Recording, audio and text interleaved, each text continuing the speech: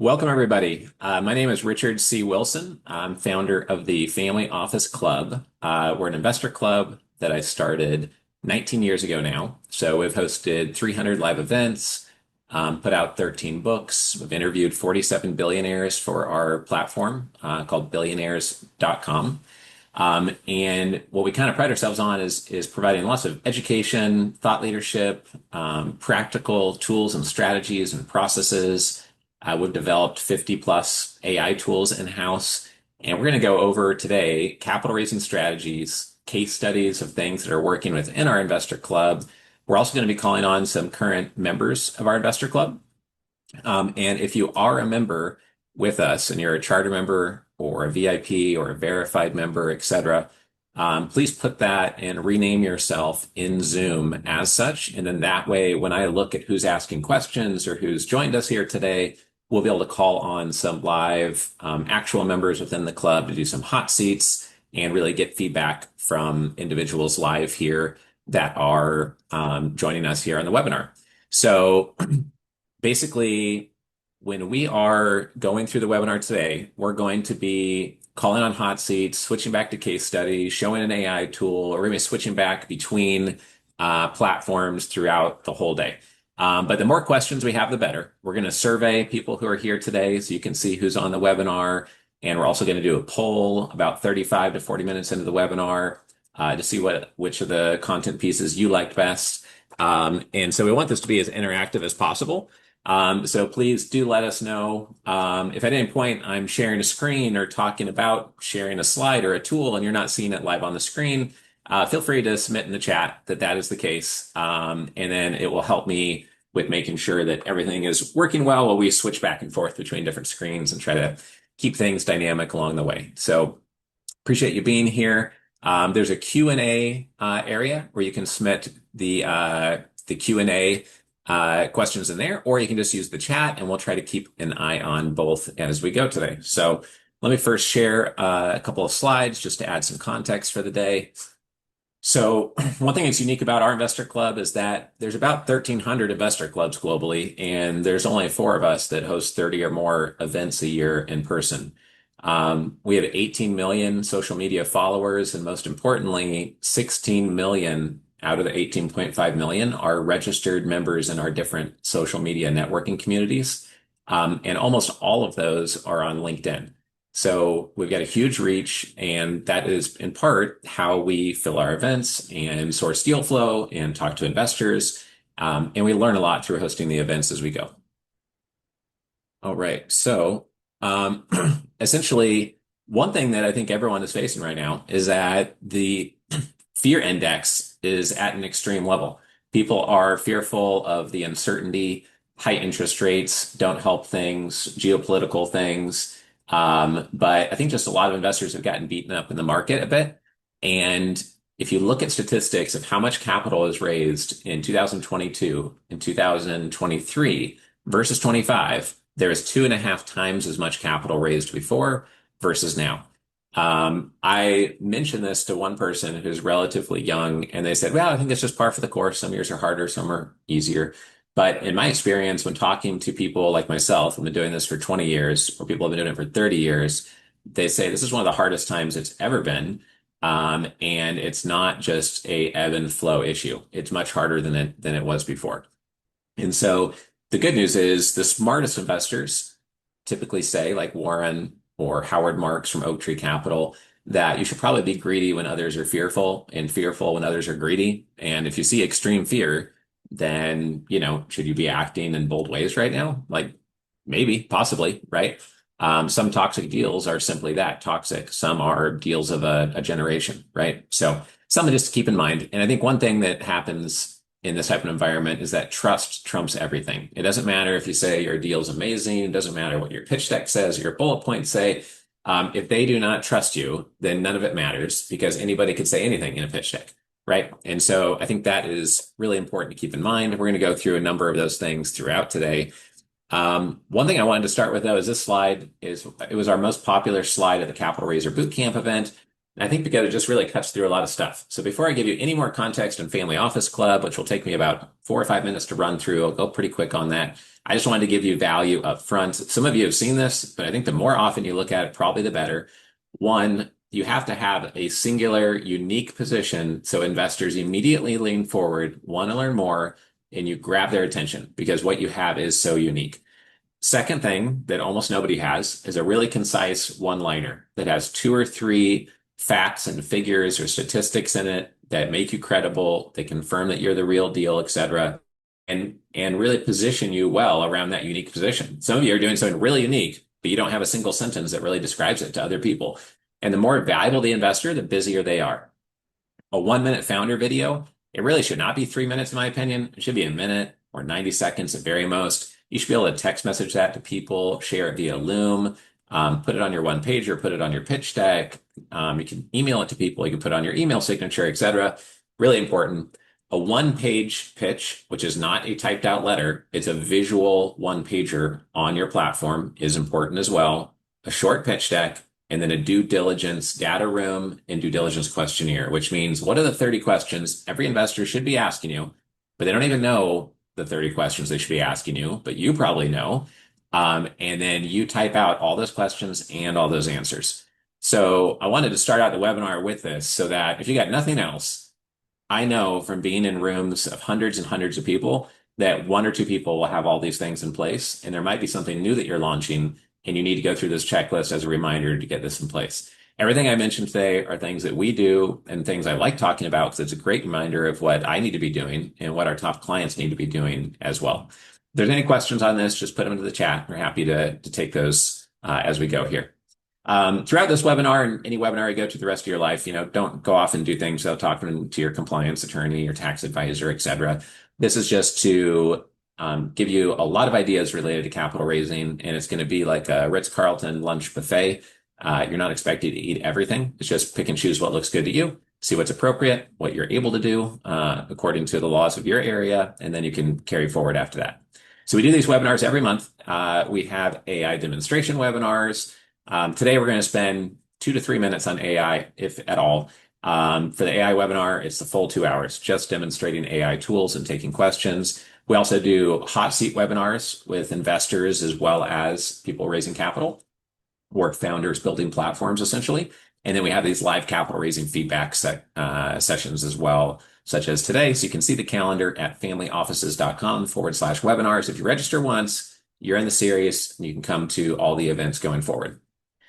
These are some of the AI tools here. If you want to read over a couple of these, if you're following along visually, that might be helpful just to get a little bit familiar with what our platform's all about and what our most popular AI tools are. Essentially, what we've done is taken 19 years of running an investor club and seen $1 billion of deals get done within our club. We've helped structure well over 100 of those.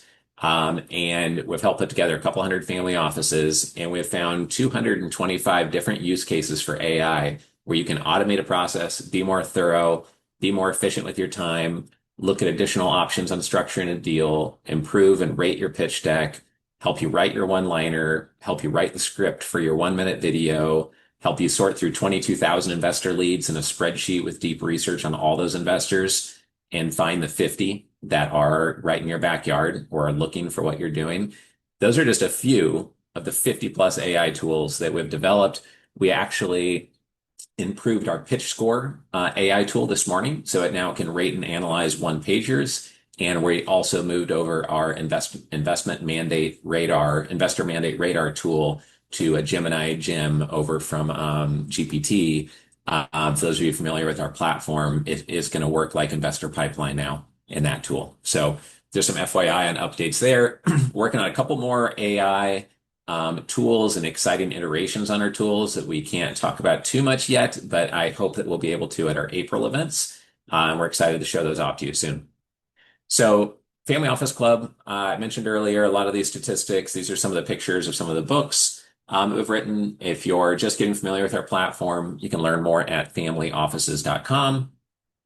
Some say that the family office space manages $3 trillion. Some say 14 trillion. The reason why nobody knows is that some people are essentially a family office, but they just think of themselves as a holding company or just an ultra wealthy family, and it might not be formalized fully or only partially as a family office. And then not all of them have to report their assets to people, and they don't want to be reporting all their assets to anybody because it might just bring upon them more audits or their kids being threatened or like one billionaire audiobook that I'm listening to right now. He talked about how his son was kidnapped and for ransom and just went through that story. So one more reason not to share with everyone how wealthy you are, right?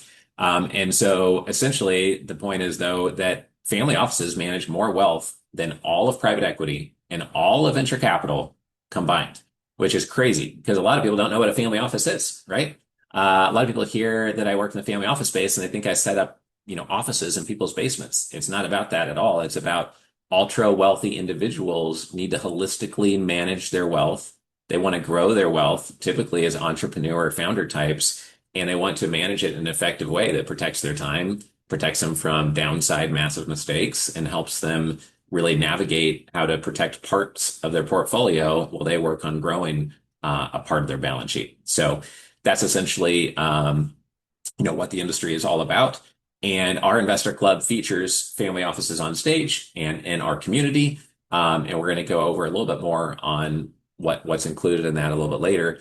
But we've had one manager who is managing real estate investments come into our club. He managed $30 million. He met a doctor who owned a publicly traded company, and they backed this real estate manager, and he went from 30 million in assets to 130 million in assets in 18 months. And he had spent 6, 7 years getting to 30 million. And then in 18 months, he went from 30 million to 130 million. So that's what happens when you connect with a family office. Sometimes it can be a huge win. It could be worth 20 or 100 small investors. And in our community, you can meet small and moderate sized investors as well. So we have the number one most visited website in the industry. We have the most watched YouTube channel in the industry. We put out 80 plus new videos just last month on YouTube. If you haven't subscribed to our LinkedIn newsletter on family offices, it's called Deca Millionaire Accelerator. And in there, we'll put out summaries of what YouTube videos we put out recently. And that way you can get quick links to a bunch of them and not miss some of the good ones that we put out. And we have the largest investor club network globally. So we went over that a bit earlier. These are where we host our events. We are doing a Palo Alto Silicon Valley Summit in September. We'll be releasing the date for that really soon. We're just confirming the last venue details for that. But the rest of our 30 events a year are in Los Angeles, Dallas, Fort Lauderdale, and New York City. So no matter where you are in the country, unless you're like me and you're in Hawaii or if you're in Alaska or something, it's going to be easy to come to 3 to 5, 4 to 7 of our events per year. That's pretty much the typical for most members. I always like to remind people of this study by Dr. Robert Cialdini. He looked at all different types of scientific studies that have been done. They're peer-reviewed scientific studies proving that if you meet in person, you are 16 times as likely to close a deal. So one of the reasons why you want to use AI is to save yourself time so you can spend more time with people who are most important, more time with maybe people in your family, more time on your health. But if you are taking the time to really build a relationship, we talked about the fear index being high and trust is even more important now, then you need to lean into this even more. And other studies have shown that trust matters 2 times as much as the merits of your deal.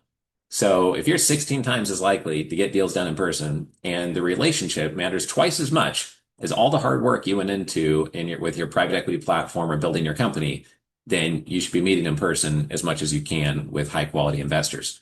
This slide here is basically why our club exists. It's why I go to every one of our events. It's why I am still trying to learn all the time. And it is that if your financial IQ is not growing faster than your wealth, then someone around you is going to correct that equation. They're going to lower your wealth down because your financial IQ was not there and you were not structured to protect yourself or you're not positioned to protect yourself. And so it is very important that you learn as a founder building a platform how to raise capital before you need to raise capital, how to protect your money before you have money, how to manage your wealth and not only listen to wealth advisors who know one song, which is called the diversification song, but use diversification, but think about who's going to be helping you manage your real estate investments versus public market versus investing in the niche where you made your money. Your wealth advisor if you built and sold 20 dry cleaners or stem cell centers or dental clinics, your wealth advisor is not the person equipped to go help you invest in a couple of dental practices in your local town. Usually, like 95% of them are not, right? So increasing your financial IQ, super important. And there are ways that we can help you do that through our club. So this is the number one way, and it is through our membership portal and platform. So we have it on the software here now. You can see on the left all the different areas of our membership portal. And what I want to do is just share real quick what the portal looks like. And then we're going to do a quick survey on who is here in the webinar with us today. And then we're also going to check what questions some of you have for me right off the bat here so we can clear up any early questions. So first of all, see if I can share this correctly. Here is our Circle app. Oh, this is sharing something different. So let me bring up the actual app so I can navigate it in real time with all of you.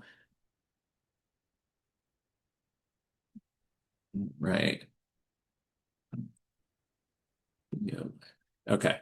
This should be navigating correctly now. So when you're in here, first of all, if you're new to the platform or you're just getting in here for the first time, look at the welcome letter here. It just kind of frames what our club is all about. If you have a guest pass with us, you can go here and explore a few of our books, our newsletters, some AI tools, some free resources. Basically like 1.5 to 2% of our platform you can access as a guest for free. Just see what we're all about there. You can also join through the platform there. But for people who are members, you can go through the club directory and you can network with investors. You can network with peer members. You can network with people that can help you raise capital or service providers, etc. You can RSVP for events and see our webinars coming up, see our live events coming up. You can go in our video library, which has a ton of resources in here. We have over 1,000 videos loaded up in here. And these are, you can see at the top here, some of our most popular resources, which could be some of our books, our AI webinar, our full day AI training workshop. We also have interviews with 40 plus billionaires. So you can click on billionaires at the top, go through and stream fireside chats with like the one of the early investors of Priceline.com who created the airport check-in kiosk, my interview here with Tony Robbins, my interview here with Mitzi Perdue, it's from the Sheraton Hotel family and the Purdue Chicken family, the founder of the E Channel here, Larry Namer. If you've seen the documentary by Paul Hutchinson about saving children from child slavery, we've interviewed him, Grant Cardone on stage. So when you go through here, you can click on capital raising resources, AI, due diligence, etc. And then as you go down through the portal, you can click on the Artificial Intelligence Hub and navigate all of our AI tools.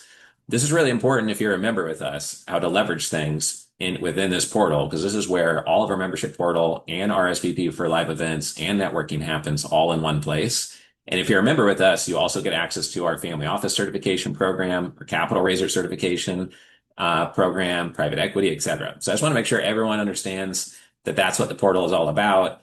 And it's directly related to what we're talking about, because we were just talking about how you need to boost your IQ above where your net worth is. And that is the whole point of our investor club. And the results you get in life come from what you put in your head, who you spend time with, what you think about most of the time, what media you consume. Add all those things together, and that equals what your results will be. So it's really important to leverage best practices and things out there that could be super helpful with you growing to the next level for whatever your goals are. And so one thing I wanted to share, if any of you are new to the platform, is just a real quick link where if you want to, you could register and get a guest pass to the member portal. And then we're going to do a quick survey to see who is here with us today. Oh, and I just saw somebody just asked that. Instantly access. Here we go. Let me push paste here, and then I'll see what other questions popped up. All right, cool. So there is the description of it. And then I'm going to send over the actual link here as well. The other thing is that if you have any questions about capital raising and you want to start putting those into the chat, you don't have to wait until we get to the next couple slides. Feel free just to put them in now, and then I can start answering those right up front. And then I'm also going to be launching this survey here. This is going to tell us exactly who is here with us here today. And it's going to allow me to customize the rest of the webinar to really be dialed into what you care about most. And I find this makes the webinar much more productive. So give me about 3 seconds and we'll launch this survey here. Right. So as you go through this, you answer the survey questions by actually just typing in the chat what your answer is. So you can put in the number one, you can put in the number two as your answer, you can put in basically whatever the answer that's being requested right into the chat. It's super simple to use. So the first question is, how much capital have you raised? If it's $0, put a number one. If it's 10 million plus, put a number six. If it's 2.5 to 5 million, put in another number. And then that way we'll be able to see how much capital those here in the webinar have raised before. If you do that real quick, we're going to move on to the next survey question relatively quickly here. All right, so 25% of people here have raised over $10 million. That's awesome. 25% have raised no money, and the rest of you are in the middle. There's a big grouping of 100,000 to 5 million. So it's a little bit barbelled. A quarter at the top and bottom, and then a good chunk at 100K to 5 million. Cool. And 1 to 2 words, what do you want me to focus on today? If you could customize a whole webinar to your needs and what you're here for, what is it that you're here for? And for this, it looks like someone has put in their vote for the last one, no problem. For this, just put in 1 or 2 words that summarize it, like, oh, I'm here for, investor demographic details or trends or case studies on capital raising or whatever. And then we'll see what the most popular words are here that come up again and again. So strategic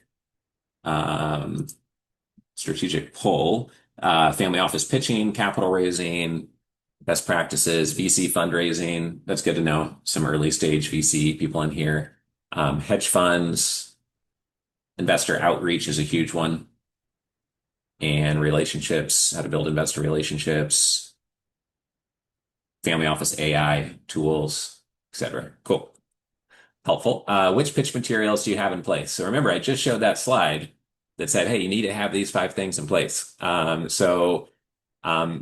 Which of these do you have in place? The pitch deck, the dialed in one-liner, etc. Put in all the numbers that apply to you.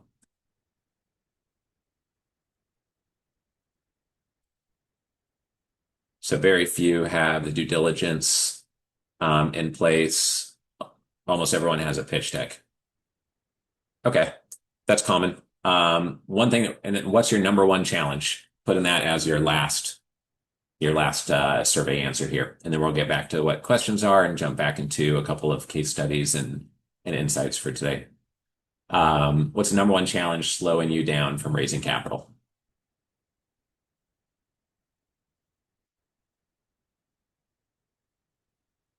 Paying customers, private equity, connecting with investors, consistency talking to investors, lack of growth.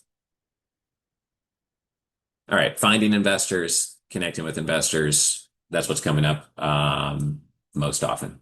Cool. Awesome. Appreciate you guys completing that. Definitely helpful.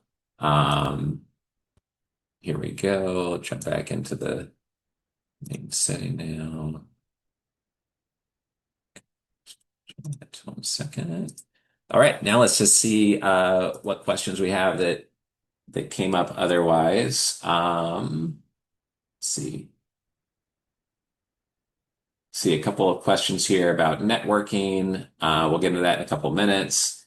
We've heard many times that cold emails rarely work. How do we enhance engagement? One thing is, if you're reaching out to someone cold, what makes it so that your message is more valuable than anything else that people are sending them? If you are reaching out with a pitch, they're less likely to reply versus reaching out with something helpful. If you help somebody first, now you can build a relationship.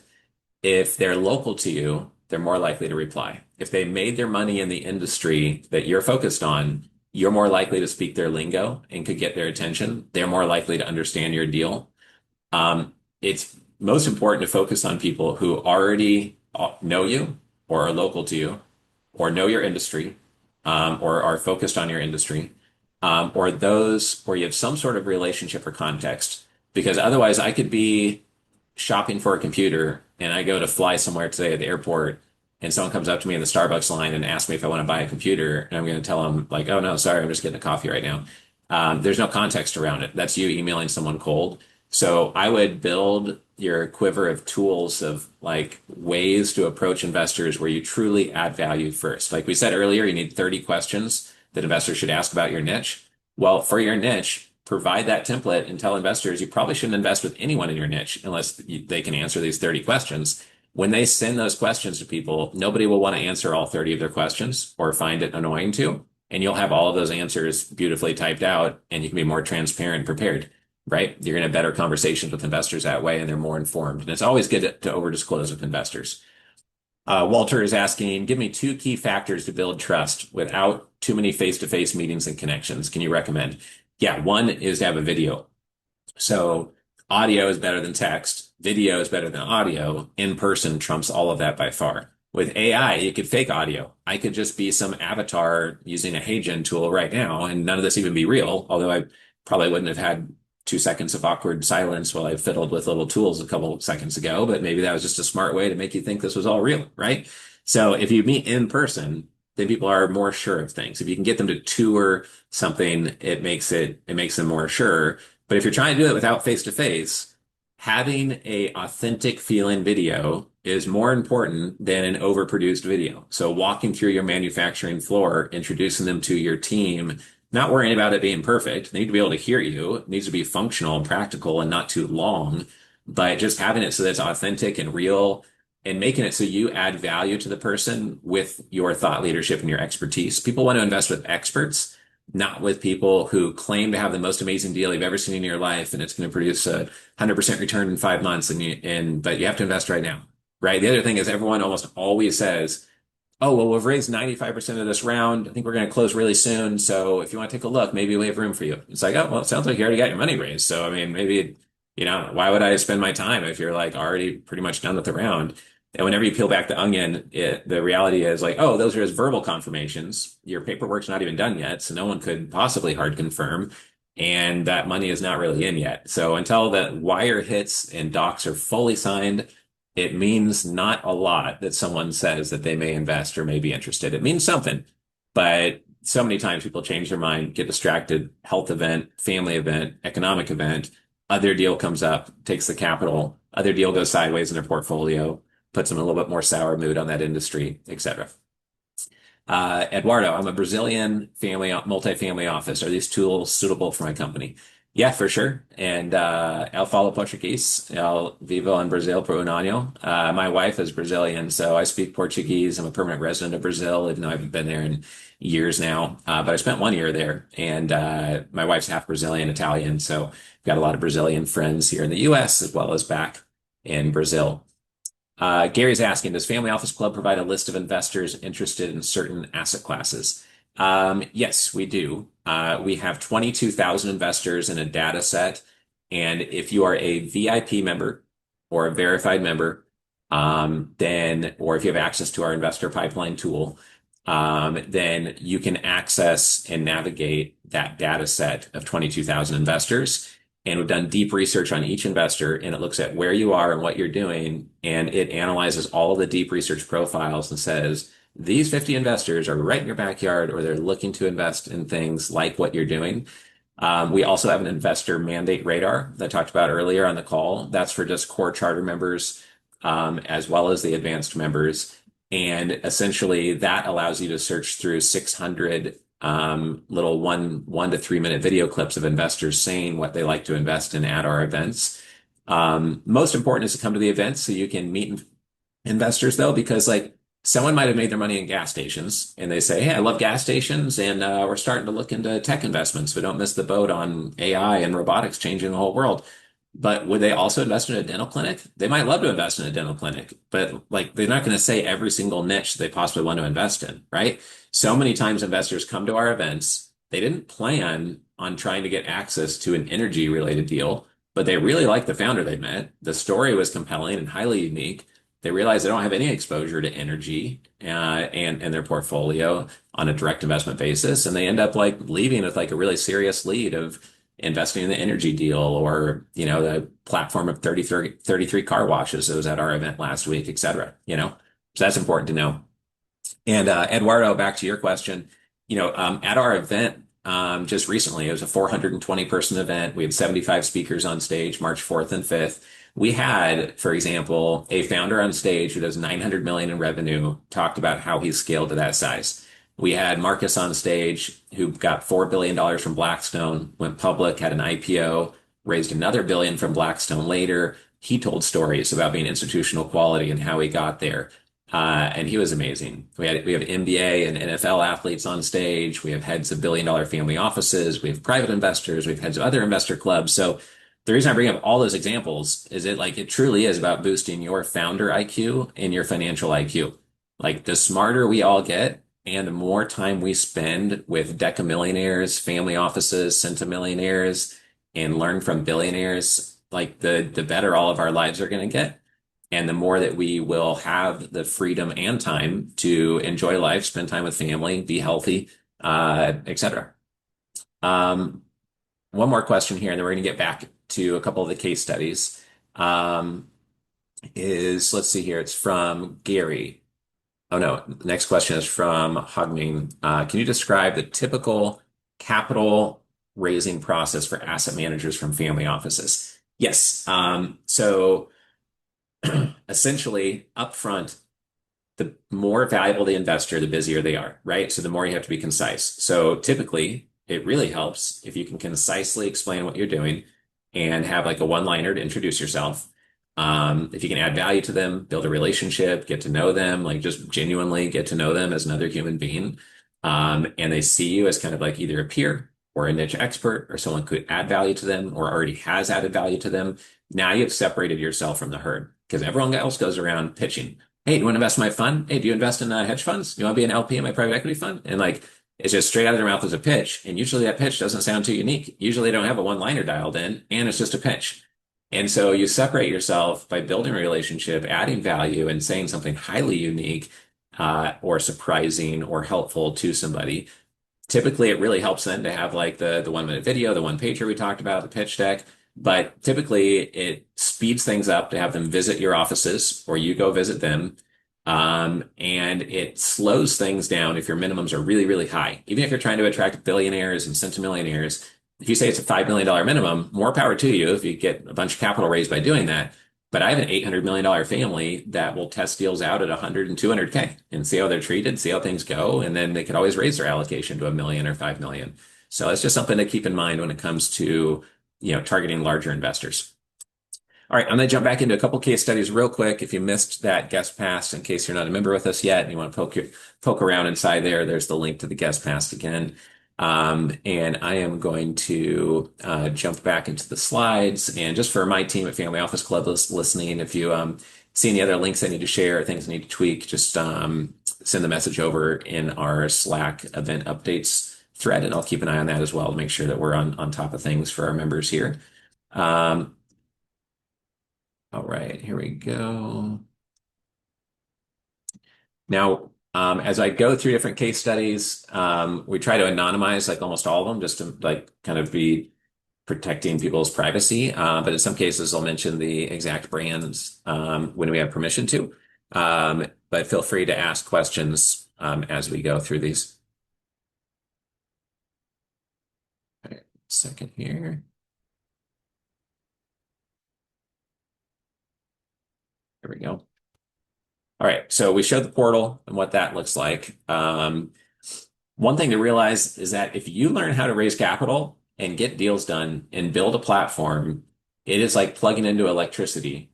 And it's literally a superpower. Like you will be valuable to other people on planet Earth for probably a very long time to come and be in high demand if you know how to work with investors, leverage capital, leverage AI, etc. So that is a lot of those examples I went through. We've had someone who joined our club and never raised capital, bought a company and sold it for $100 million 3 years later, right? It's crazy. And we love to feature decamillionaires, which are 10 million plus net worth founders who have had exits on stage and centimillionaires, because I just find it fascinating to learn from those case studies. And what I hear over and over again from the ultra wealthy and really successful is who you spend time with matters more than anything else. It matters even more than the media you consume because who you spend time with, what you think about and focus on completely changes everything. A couple things about me personally. I've just found by working with the ultra wealthy that you can be supposedly very, very successful and be a complete failure. You can collect a whole bunch of money and no one in your family talks to you and you've been divorced 7 times and you abuse alcohol and drugs and you're miserable, right? Like we've all seen cases of that. After you run out of things to buy, what people start to focus on is legacy, meaning, genuine, novel, new experiences, and health. Those are the things that money can't just buy with a click. And so, here's a quote from Fight Club. The things you own end up owning you, right? Like there's a reason not to own 10 cars and 2 boats and 9 houses, right? Because the things end up owning you and they all take time. And so, like the founder of Telegram, he owns no houses, he owns no cars, he owns no direct assets. He's just purely in liquid assets because at the extreme, he doesn't want to be owned by his things. So that's something I've tried to incorporate as well. So that's in Croatia, hiked up the top of this hill over to Serbia or Bosnia. It's on the border of Croatia. This is us on the West Coast Trail. This is up in Canada. We go up a series of these ladders. They're as tall as 30 stories high just to get off the grid and get off our cell phones and email inboxes and be outside. So focusing on health, I think is super important. We talk about that a lot in our investor club, and peak health is really an accelerator of wealth. And if you're working with wealthy families, a lot of them will want to share notes on this or be more like you in this way because people realize at some point that, you're going to feel better and have more energy and be here longer and be a better role model for others, if you're healthier. And I don't care even if all you care about is business, which almost nobody does, but if all you care about is money and business, you should still focus on health because you're probably going to make money longer if you're actually healthy, right? And unless you're structured really well, you're going to get taxed to at least some degree if something bad happens to you.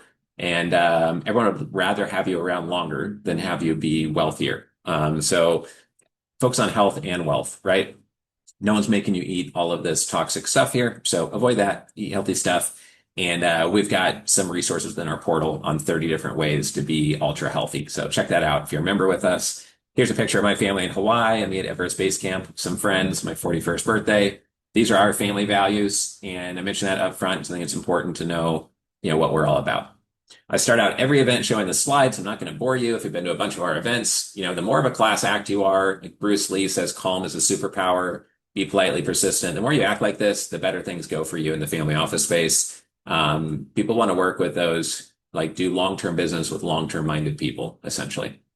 You want to have integrity to protect yourself from just being easily torn down by competitors. They're just looking for some way to take a pop shot at you for something that you really didn't do anything wrong on.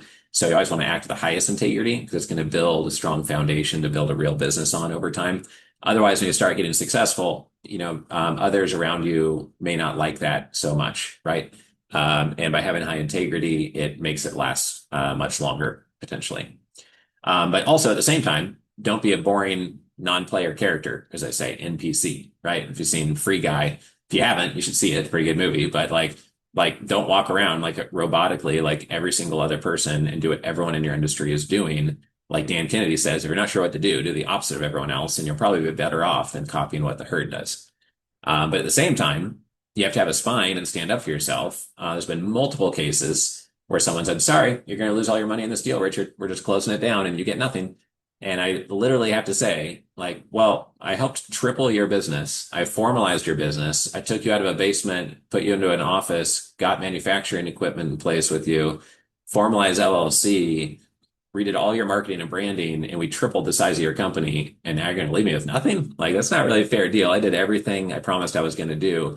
And then they agreed to pay out at least my initial investment, even though they're going out of business or make me whole, etc. We had another case where basically, if I didn't stand up for myself, they did not tell me about a transaction happening. Then I found out it did. Then they wanted to pay me out a third at what I was supposed to be paid out on the cap table.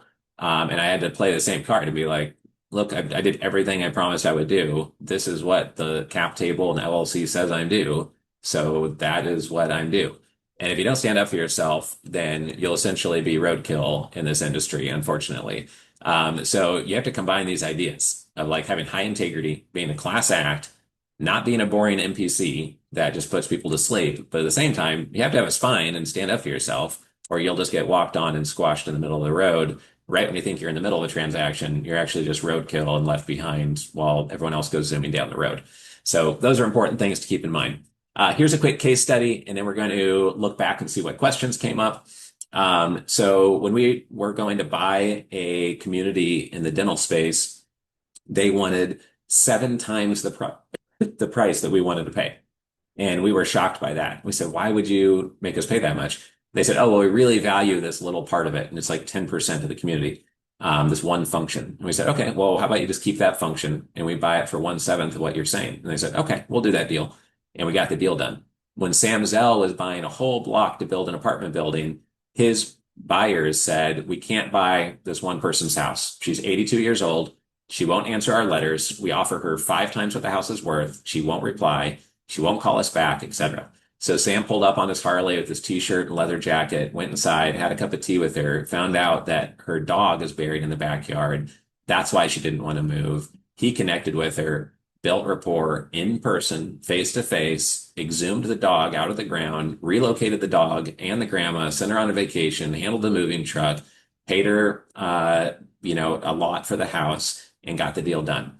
So the point of both of those stories is you have to listen, dig into the details. If something doesn't make sense, peel back the onion more, structure the deal to the exact situation. It may not be about the price. It may be about the dog buried in the backyard. It may not be about selling the whole asset for a huge amount. They just didn't want to lose their strategic pathway to maybe leverage that asset at maybe some point in the future. So that's super important. So many deals we've gotten done without custom structuring the deal and listening and digging in, we would have just moved on and not gotten the deal done. There's been deals that have taken us 10 years, 12 years with one billionaire. It took us 6 years to get the first deal done.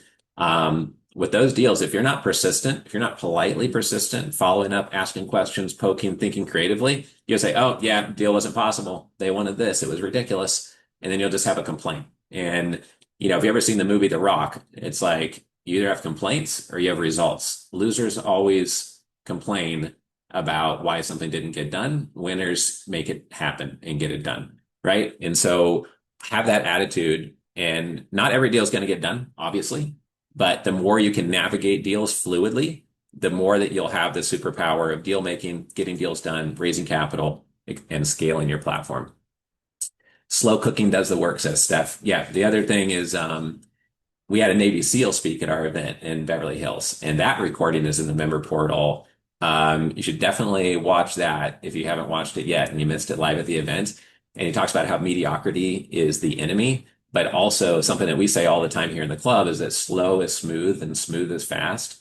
And, William says he's the Navy SEAL. He said that they say that all the time in the SEALs. And so I also showed him my one pager that I look at every morning when I start my day. And I've talked about that so much in this club that like we'll show it real quick for 30 seconds later. We're not going to focus on it too much.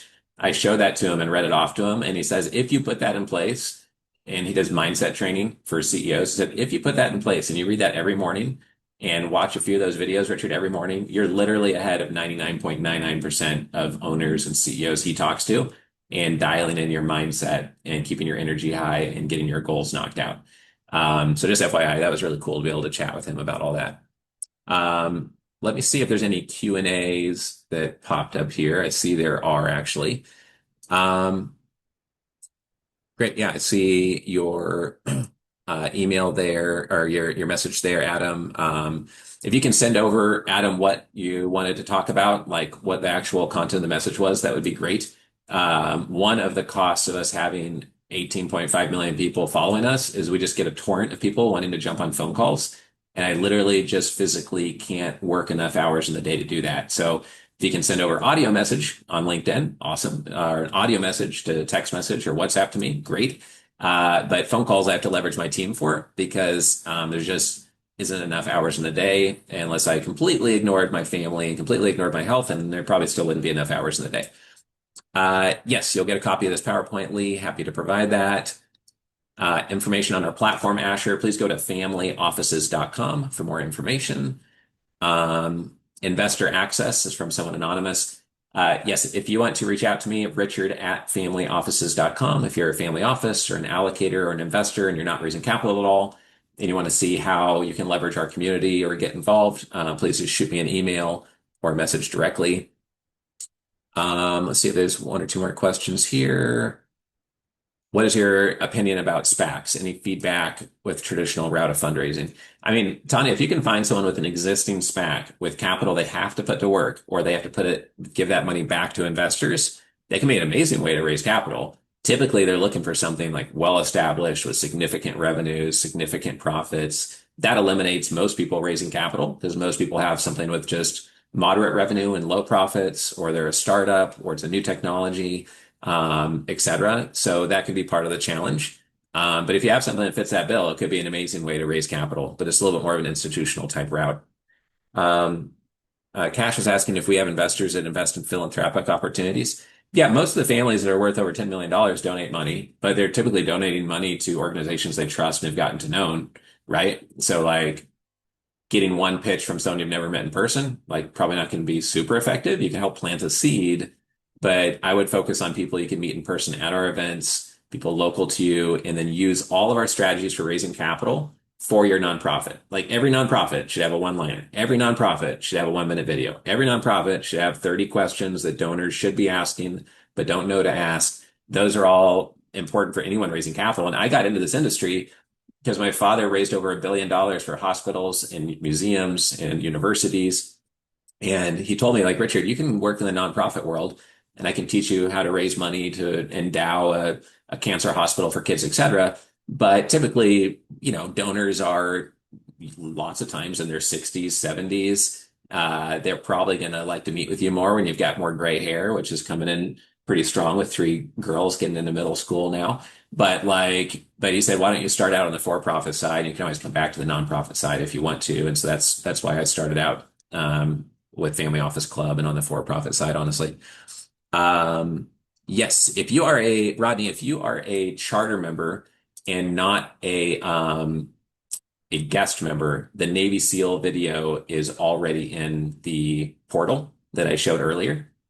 So go there and you can search for SEAL, Navy SEAL, and you should be able to find that easily. Yeah, if you want, I can just show real quick. I just want to make it like deadly simple, like how easy it is to find things within our portal. So if you go over here to video library on the left, if you're a member, if you're a guest member, this is not going to work for you. Then you can scan these things at the top and think about what type of content you want to find here. And then you can see, by sorting at the top where it is. And then if you want to search for content, I think we have it already loaded up here. And here we go. So here is some of the content from the Navy SEAL. There's pictures of him on stage. And then we have the video as well within the video portal. And importantly, we are putting transcripts for his video and all the videos in here so that if you want to, you can scan the transcript and you can just see what is the summary of this video. Like what is the the main point of this video, like here's an interview with Mike Tyson that we did. And in that way, when you are trying to move quick, you can be like, do I really want to watch this like 40-minute video because I'm really busy? But if you look at the transcript first, then you could simply be, skipping some time that way. Here's an interview we did with Kevin Harrington. It was one of the first sharks on the first 2 years of Shark Tank. We helped him formalize his family office. He's done 2 deals through our platform, and he's negotiated 1,000 transactions. And here's the 28 ways to be ultra healthy post. So I just wanted to share that. And then I'll get the direct link to the Navy SEAL video because I know we just finished uploading that. So I'll get that and send it over as well. Let me share a couple more PowerPoint slides here, and I'll see what questions come up. If anyone here is a charter member and they want to volunteer to do a little hot seat session, we can go into kind of like a hot seat example of what you're facing, what challenges you're looking at, and just rename yourself here as and put your full name, but then charter member or VIP or verified. And then we can have you unmute yourself and do a little hot seat session and see how else we could be helping you with strategies. Before we get to that though, this is the number one shortcut to raising a ton of capital. There's not that many shortcuts, but I want to put this early so we fit it in. And it is that if you want to maximize your raise, you need to find the person who knows your industry cold and made their money in it if you want to speed things up. So if you're raising capital for a dental practice, first raise capital from someone who owns 10 dental practices or sold their dental practice platform for millions of dollars. Have them come in first. They'll ask really smart questions. They have deep credibility. They have 30,000 hours experience in the niche. If they come in and bless the deal, then other people will much more likely trust the deal. So go for the biggest investor first, or the one who just knows the space cold and try to get them in, even if it's on different terms. Even if you have to give them amazing terms that are even painful and you don't even make any money off of them investing in the deal because the terms are so good for them, they will help sharpen the deal. They'll help you open doors. They'll help you get distribution. They'll help you when it comes time to an exit. What you're doing is getting a brain trust within the cap table, and the value is the credibility, the momentum, the defensive, offensive help. So if you want to raise capital faster, get a big anchor investor that's super strategic, and that can really help. If you want to grow your wealth over time, this is my number one piece of advice to investors and anyone who runs a fund or a platform where you're doing multiple acquisitions in the future. And that is to see deals first exclusively and at a better valuation. If you can do that, then you are going to be very successful compared to most people, because we have seen cases where, like, for example, we had some of the past founders of Topgolf come to me and they had a new project platform and it had momentum, but not tons of momentum, but it did have momentum, but their background is super credible. They came to me and basically said, like, hey, we joined your investor club. We're going to speak on stage at this event, but who do you know that loves golf and could be interested? And I thought, who do I know? And then there was one family that's had to exit in the pharma industry, and they're worth $800 million and they love golf. And so I took it to one family. Only one family got to see the deal and get that direct connection, and they took the whole deal and put 7 figures into that deal. So we don't, as a service, offer like cap intro placements, placement agency services. We don't dial for dollars for people. We're not like doing people's capital raise for them. We're providing the community where raises get done. But in that case, I was helping set up and formalize their family office. And I said, hey, Richard, if you see anything in the golf space, like definitely keep us in mind because we love golf. And so they got to see the deal first. Also, if I'd seen a pharmaceutical deal related to pharmaceutical media, because they were like media buyers for the pharma industry, then I would show that to them first too, because they made all their money in that space. So it just makes sense, right? So how can you position your fund, your platform, or you yourself as a founder so you get to see deals first? What are people keeping you in mind for? I hope that if someone was trying to scale their investor club, and most investor clubs do like 200,000 a year in revenue, and we do 5 to 6 million a year in revenue, I would hope that us doing 20, 30x what most investor clubs do in revenue, that someone would come to me and say, oh, well, maybe you should partner with Richard, or maybe you should if you're looking to sell your investor club, like maybe Richard would be interested. Like we would hope to get that deal flow first, right? Or something related to the billionaires niche with billionaires.com, et cetera. So this is super important. It drastically impacts the growth of your balance sheet if you can see deals first exclusively. And if you're strategically helpful, you should see deals in better valuations. Remember this slide, that's why this slide is after this one, is that if you have built and sold 18 dry cleaners and somebody's raising capital to acquire 2 dry cleaners, then you should get better deal terms because you are who they want to be when they grow up. You built and sold a platform of dry cleaners. So you should get better terms because you're going to be adding more value, right? It's not like an unfair thing. It's an alignment thing. And you're equipped to maybe take the whole deal. So I hope that is super helpful for a few people listening here today on the investor or the capital raising side of things. So a couple slides, and then we're going to see if there's any hot seats I can take. This was the first one pager I ever made. I stuffed this in mailboxes and got in trouble for doing so because there was no postage stamp on it. Apparently, that's a big no-no. But like, if your one pager is less visual than this, then set it on fire and start over because no one wants to read tons and tons of dense text. Most people don't have a one pager, and when they do, it has less visuals than this. And this was at age 17 with no training. And I wanted to make it super clear, like, hey, here's the stuff I could do for you as a 17-year-old with free time.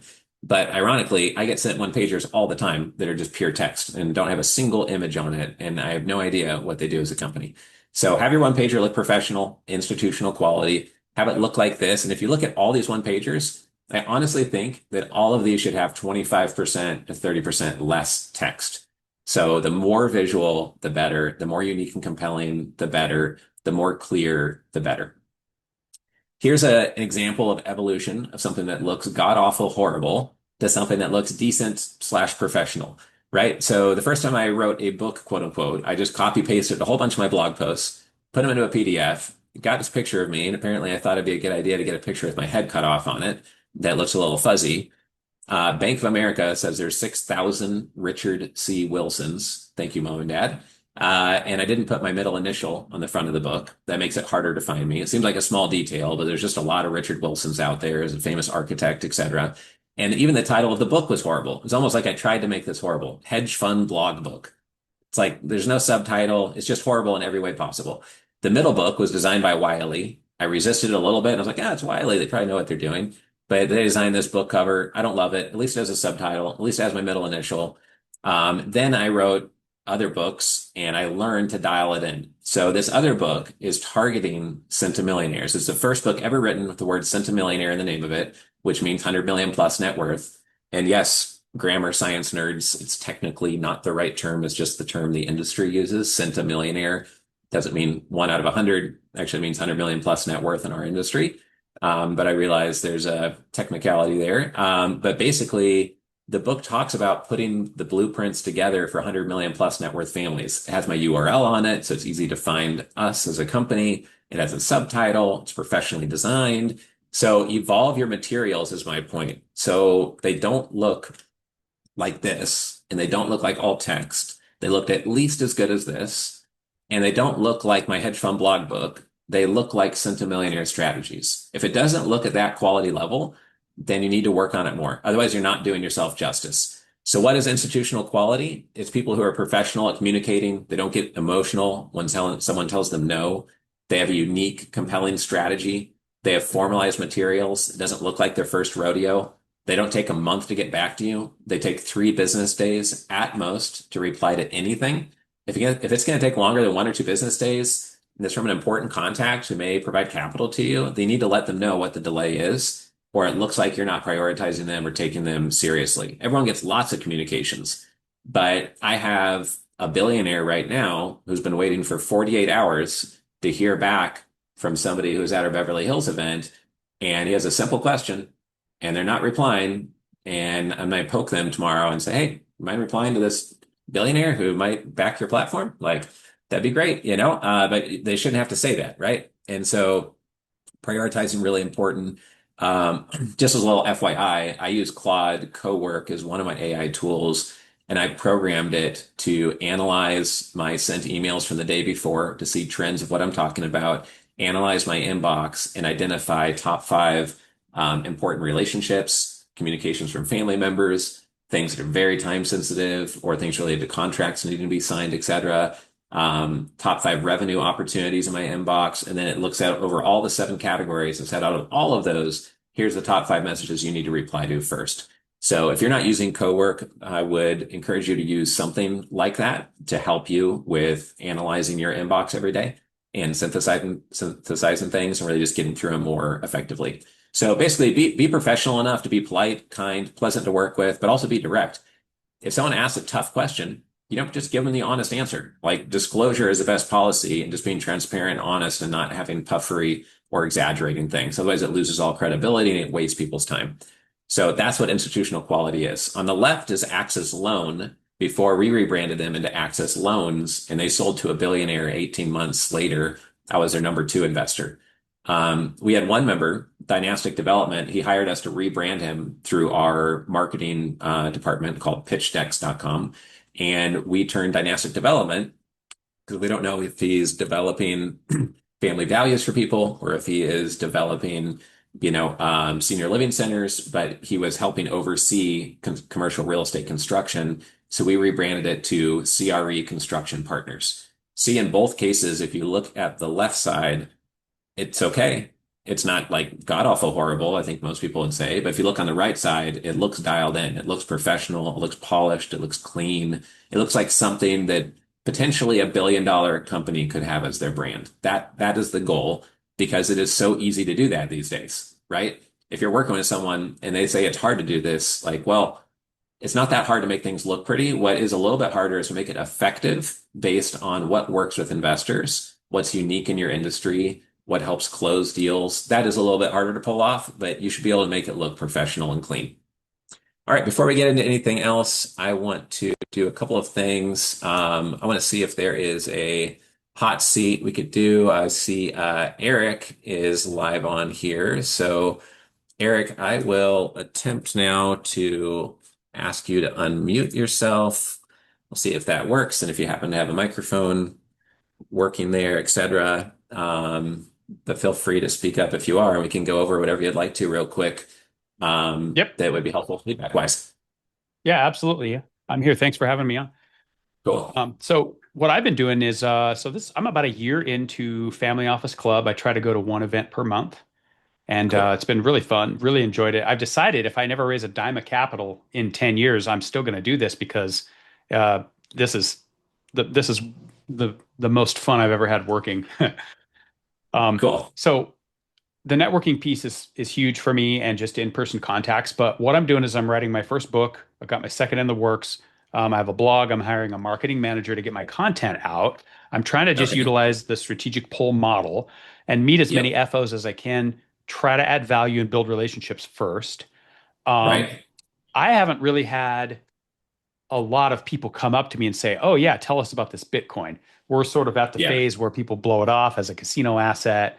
Um, so that's just kind of generally where I'm at. I've had the Sure. question, and I'll try to frame this as a question to you. I've had the question Yeah. of, is this different in terms of an asset class? Like let's just say real estate, where 80% of FO's holdings are in real estate already. They understand it. They might be looking for Right. the next big real estate deal, whereas nobody right now at this phase of history is looking for a Bitcoin deal. We're just not there yet market wise, but I think we're gonna be at some point. Right. So like, Right. how would you approach if that was you? Yeah. Yeah. Interesting. Well, the educational part, I mean, that is how we've built our club is through education. One thing I would think of is just your ROI on relationships gained. So for everyone listening here, including you, Eric, I think like if you could win over one person who has a big platform of investors, it could be a CPA, it could be someone that runs an association, it could be someone who has a wealth advisory practice, like our friend Forbes I grew up with and went to grade school with, right? If you can find someone with a hub spoke platform and you spend your time winning over those relationships, then one win can mean a lot of wins. And so, like one person in our club, he met a CPA through one of our events, and that CPA referred him 41 investors.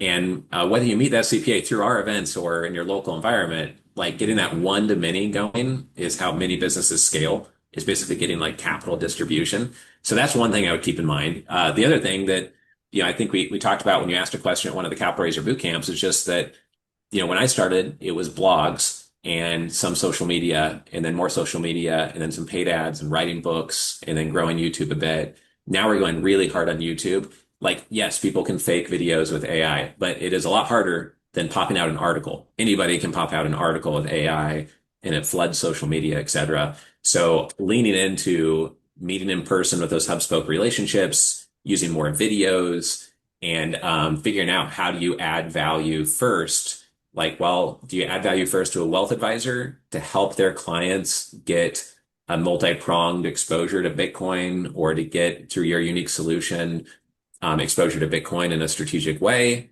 That might be a way of adding value first, or you might be able to develop some other methods that kind of like grab people's attention, because nobody who spent 20 years building their wealth wants to lose sleep at night and feel stupid after a deal is just not set up right, and that it should have been set up like a different way. They should have allocated a Yeah. different way. So I don't know if some of that feedback helps, or if there's like another question within your question you'd like to go over, and maybe I could help with a bit further. But those are some like top of mind thoughts that Okay. come that way. I mean, I think what comes up for me then when you say that is the sort of one at a timing it approach to single family offices versus multi at a timing it approaches to a multifamily office. Like that's the first thing that feels like a good fit for me is just talk to an MFO, keep talking to SFOs, but an MFO could be a good distribution channel. Yeah, it could be a huge one. Or somebody who has lots of wealthy clients in their platform who are predisposed to be the types who may be willing to invest into Bitcoin. And either by having your offering on their platform, it can be like quote unquote like pushed as an option. Like for example, Equity Trust, they come to a lot of our events. They have 130,000 investors in their platform, and John Bowen speaks at a lot of our events. And so one of our club members is in the gold space, and I asked them if they have opened up any accounts through Equity Trust. They said they've opened up 2,000 investor accounts through Equity Trust. One relationship, 2,000 accounts.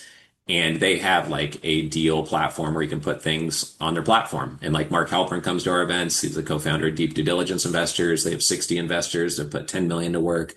And so like, part of it is just like navigating platforms of investors, whether it's self-directed IRA or other investor clubs or MFOs, multifamily offices, or associations, or online platforms like online networks. There's like so many different varieties of that I would meet locally with one-off investors and meet with people that you get to meet through our events, because you already have that relationship face to face of it, but then focus your other energy on like the one to many as much as you can. Okay, great. That's helpful. Thank you. Cool. Yeah, thanks for being here. And Ray, I don't know if you wanted to do a little hot seat. Ray Hightower, I recognize you in there.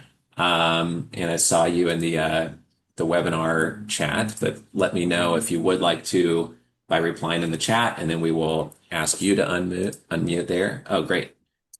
Let me go here and try to unmute you real quick. 1 second. Here we go. All right. I just asked to unmute. And how are you doing today, Ray? Wonderful. How are you, Richard? Good, good, good, good to hear from you. Okay. What would you like for me to share? There's so much that I can share. Should I talk about the Yeah. value or what I'm getting Um, out of it? yeah, I Um, mean, like, it's not meant to be like a testimonial reel. It's more meant to be like, how can I help you and what you're facing? If you have a quick comment on like, why you stayed a member and what you like about it, like awesome. But the main thing is to like let me know, like, what are your top one or two challenges, one or two opportunities, and maybe there's something there I could help with. Yeah, one or two challenges. I mean, the big thing, I'm getting a lot out of AI. The one challenge I have in drilling down into AI is that there are so many tools. Every 10 minutes, Yeah. there's another tool.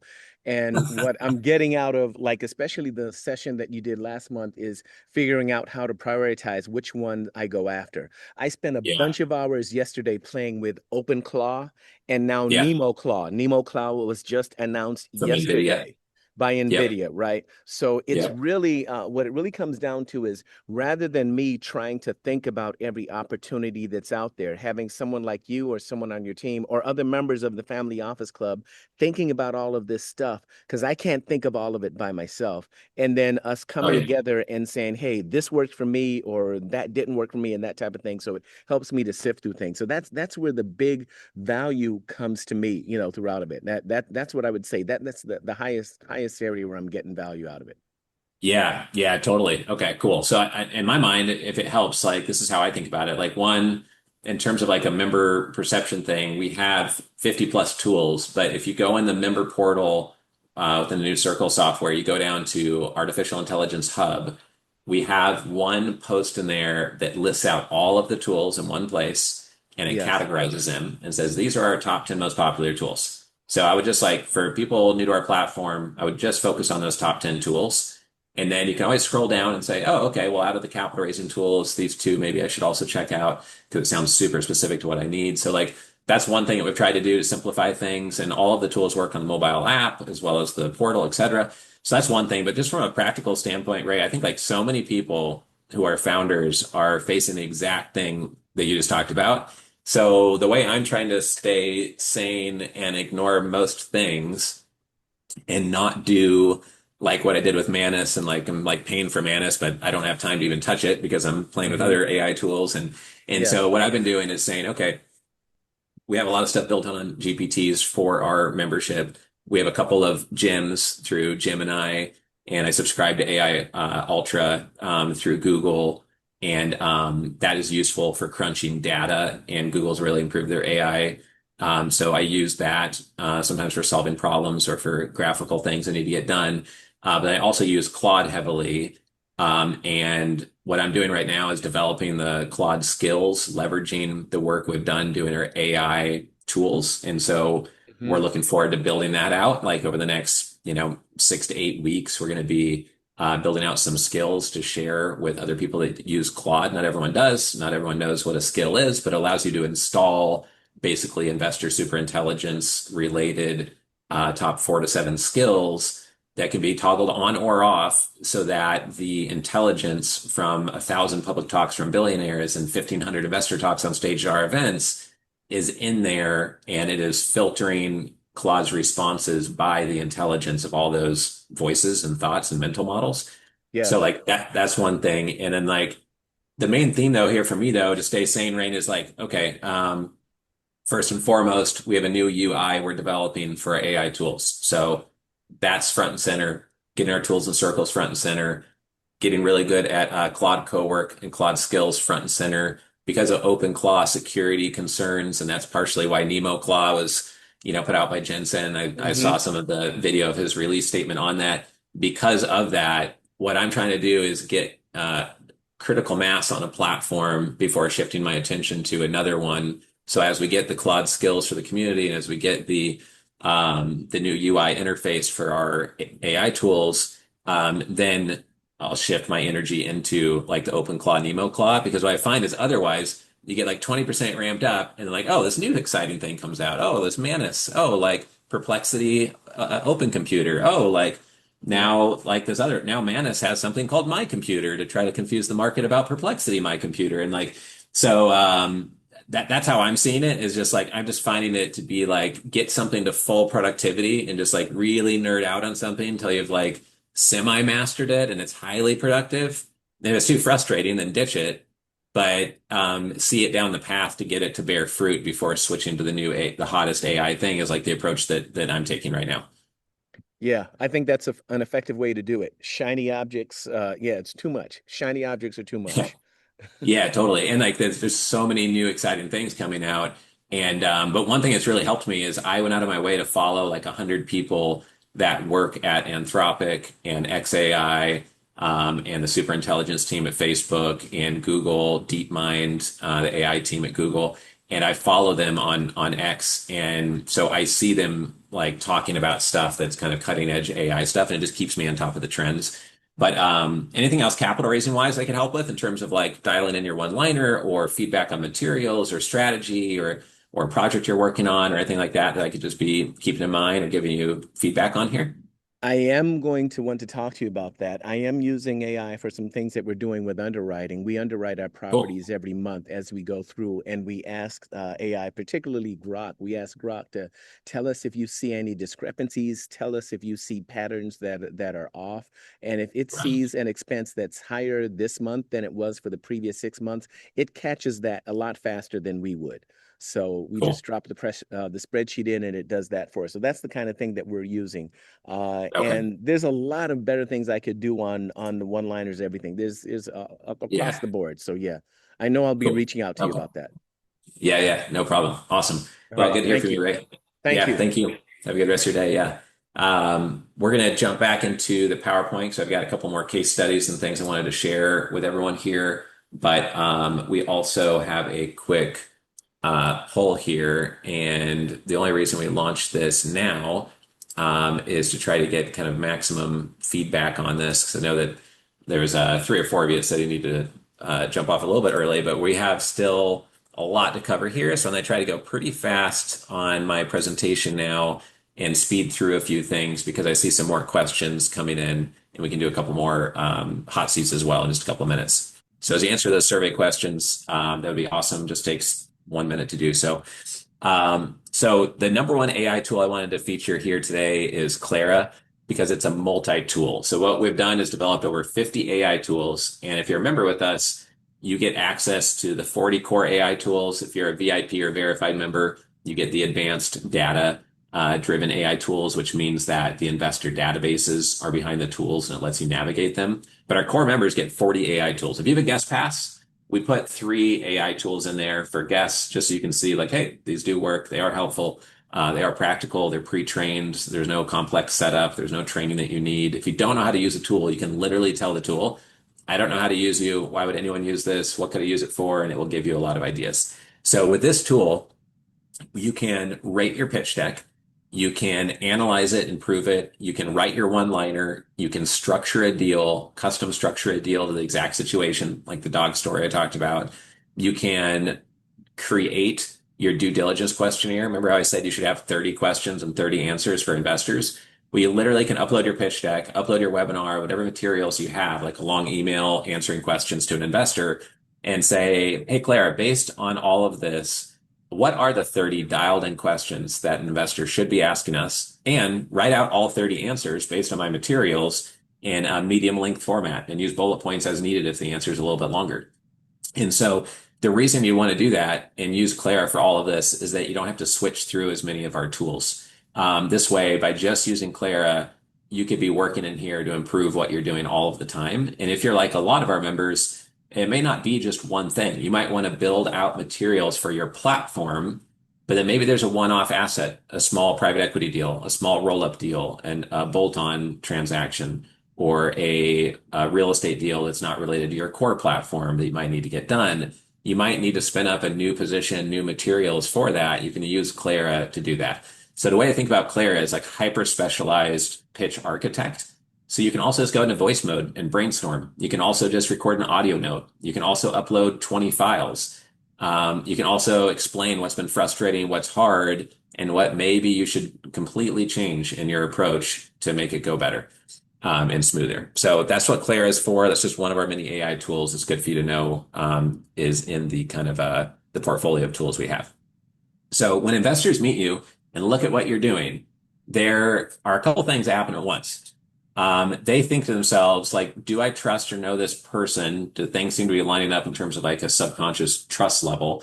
And two, what is the upside versus downside protection here? Like, and what basically creates the instant gut feel is the context around the situation, around the pitch, basically. And then does it seem like, oh, well, that's a pretty exciting opportunity, and you seem like a really credible provider or like a proven platform to do it. Like, I want to learn more about that. And that all happens, in probably half a second based on a bunch of visual and non-visual clues and where they are and what environment you're in, et cetera. So you want to make sure that sixth sense gut feel goes really well. And that's a lot about being institutional quality. This is related to the golf deal I talked about earlier. You also will find, I think, that many investors won't take you more seriously than you take yourself. So like, is your email address Gmail? Do you have at least like a 2 to 4 page website or at least a 1 page website? Do you have a professional logo, or is it just something from PowerPoint? Is your positioning unique and clear and compelling? And then all the other things we talked about. So, do you have a professional email signature with your picture on it? And so people know where you are. That seems so basic. Tons of people email me and I have no idea where they're based out of. I don't know who they are. I can't remember if I met them at the event last week or not because I can't see their face on the email signature. It's like, it's all about trust and relationships. So why would you add friction and make it a mystery of who you are, have a company name that confuses people and they don't know what your company does, and then not have a one-liner and they still don't know what you do? It's like, so a lot of this is just removing friction. Um, so we had one deal where we basically went to five investors and then two investors took the whole deal. It was in the dental space. We invested when they were at 8 million in revenue and we exited that deal at 28 million in revenue on December 27th last year. We used a 1 minute video to help. Actually, that one was more like a 2.5 minute video, I have to say. It's like it was longer than 1 minute, but we used the video strategy. We used a royalty structure and it went well because it was a unique deal with a unique structure. It worked well for both parties and how it was structured. And two out of the five investors we talked to took the deal, and then it was closed. And then that made life easier, right? The smaller the deal, the easier it is to close with one or two investors, right? If you're doing a deal, it's $5 or $10 million. You might just be one or two anchor investors, and then things start to go faster. But sometimes large investors want to take the whole deal with larger check sizes as well. It's just harder to pull off. But that's just another case study, a transaction that got done within our community not too long ago. So what you want to do when raising capital and building a platform is play the momentum game. What does that mean?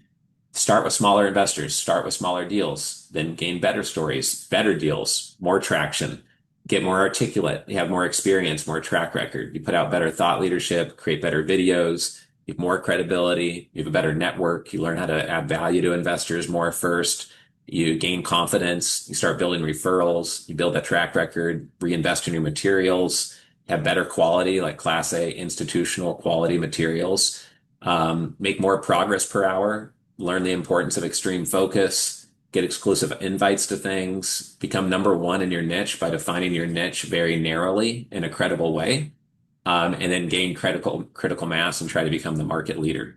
That is how we have attempted to build our business. That is how a lot of wealth is created.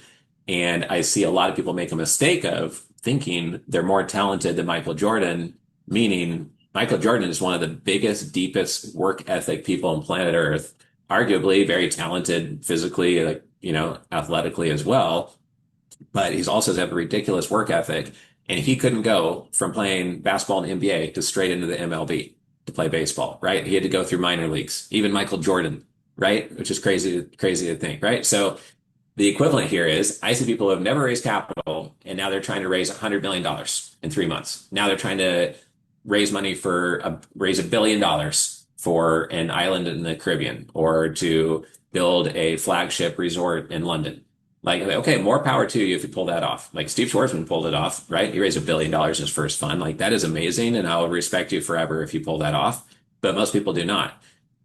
Most people grow organically through small bits and knocking out a $100,000 deal, and then a $400,000 deal, and then a $1.2 million deal, and then a $4 million deal, and a $10 million deal. And growing that way is the natural organic way to grow. It doesn't have to be that slow. It doesn't have to start that small. But just know that that is the momentum game, and that is what works for a lot of people. It's a natural story.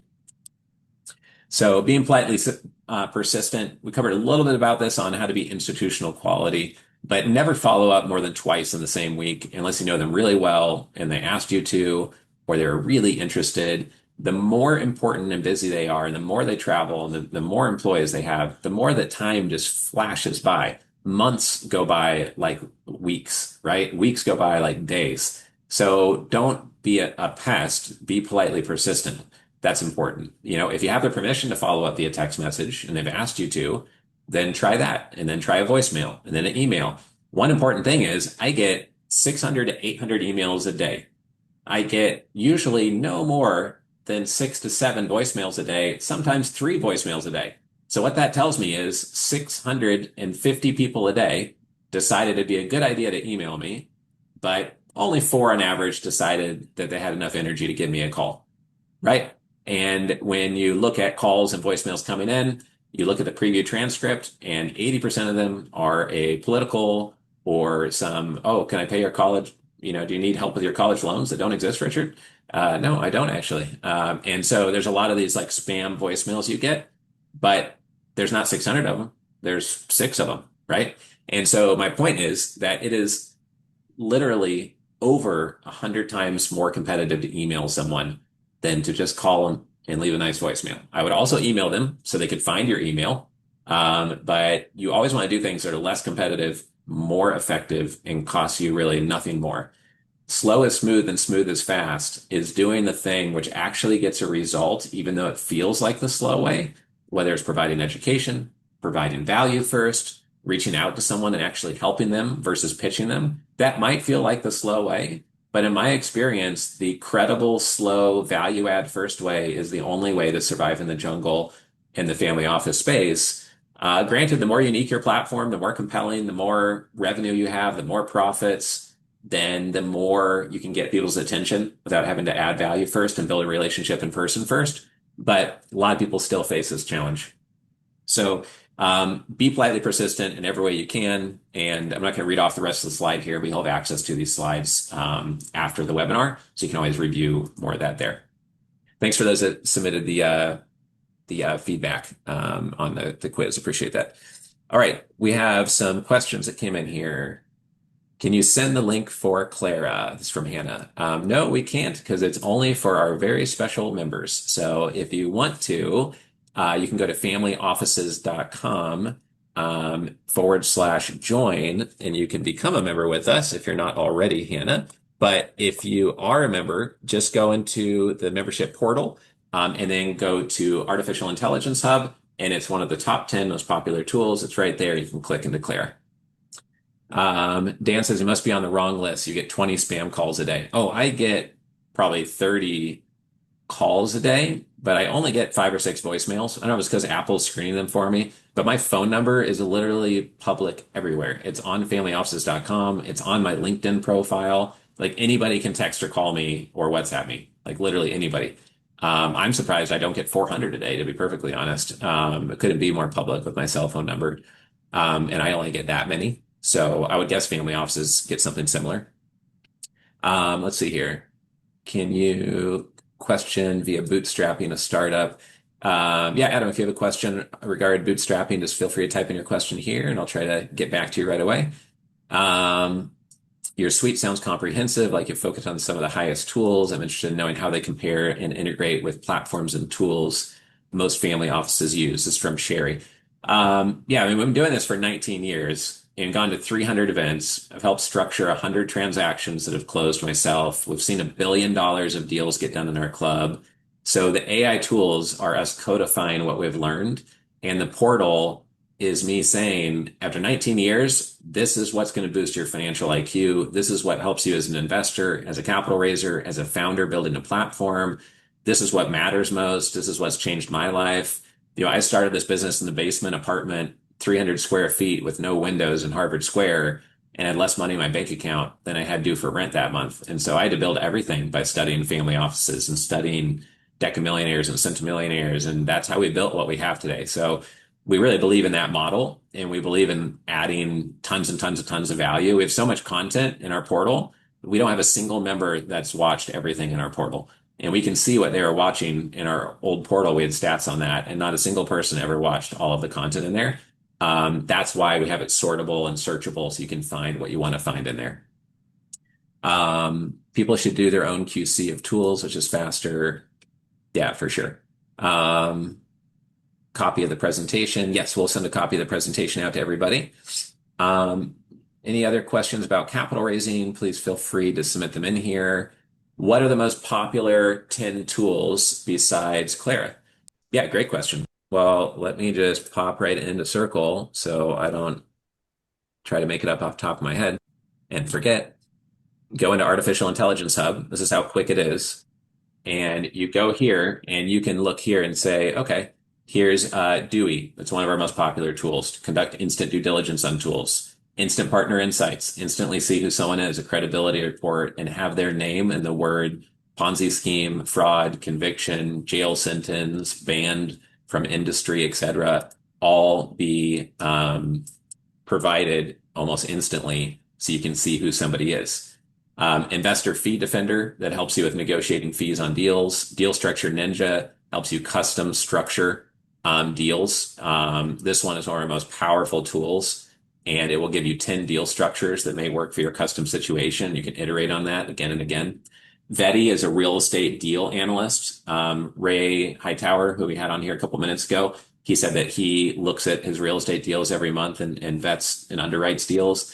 This is like an underwriting tool, and it will stress test real estate financials and deals to look at cap rate changes, cost overruns, interest rate changes, et cetera, and occupancy levels where the NOI would go negative and the deal would break. It'll help you analyze it in that way. Our family values hub, our family values tool that's there this is under the investor portal. That's why go down to member portal. This is what members will see. The investor portal is just for like our investors. Those are the top 10 AI tools for investors. Under here for members, the top 10 tools are listed near the top here. And if you go into our list of AI tools with easy links, this is what I was talking about earlier. You go in here and it will show you the list of tools. Dewey, our billionaire collective intelligence tool, pitch score, one-liner tool, hyper-intelligent, etc. So one of the tools in here was the billionaire collective intelligence. This is built off of 1,000 public talks from billionaires and all of their mental models, strategies, mistakes to avoid, insights. So you can have a conversation with the collective intelligence of over 400 billionaires that gave those 1,000 public talks. Our one-liner tool helps you script your one-liner. And then we have this tool called Hyper-Intelligent built on 100 million data points. And basically almost all of our AI tools are rolled into this one tool. So you can have 20 perspectives, vote on things, argue with itself on what the best approach is, etc. And then one of our free tools here under the guest pass area, if you scroll in here, is Coffee with Richard C. Wilson. I've had 800 virtual cups of coffee with people. And by using that tool, you can ask me questions, get feedback, brainstorm, and it replies based on my 13 books written, my workshops, my webinars, presentations like this, my talks on stage, the interviews I've done with billionaires. So the advice you're getting is very dialed in to what I might actually say to you in real life. But you can always shoot me an email or just ask me questions live here on the webinar as well, of course. So I hope that helps just to show like how to navigate the AI tools. It's a bit more simple when you go into your membership portal, because if you only have guest access, that's the only part that's going to be lit up. If you only have member portal access, that's the part that's going to be lit up. So you won't accidentally click into the investor section like I just did. But that platform's been live for about 2 weeks now for our membership. So if you're a member and you're not in there yet, that's something brand new. That's probably why. So just let us know if you need access to that. Shoot an email over to Jennifer@familyoffices.com or myself, Richard@familyoffices.com. I'll make sure and get your access set up today. Super simple to do so. Monica's saying, will this program work for those in the entertainment industry? Yes, for sure. I mean, at the core of it, this portal and platform is about what works to close deals, what works with investors, what works to build a platform. How do you acquire strategic choke points? How do you structure a deal? How do you pitch a deal? How do you communicate effectively? How do you raise capital? How do you due diligence a deal? How do you vet a partner? Those things apply to like every single industry on planet Earth.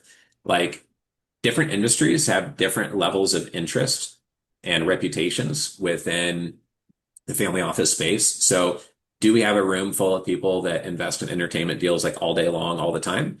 Like, I wouldn't say that because we're not entertainment only focused, of course. But if the founder is credible and the story is compelling and the deal is well structured, then it could get the attention of families. And we have some 100 million plus net worth families that like the entertainment space, Broadway, musicals, music royalties, etc. So I do think it's something that some people would be interested in.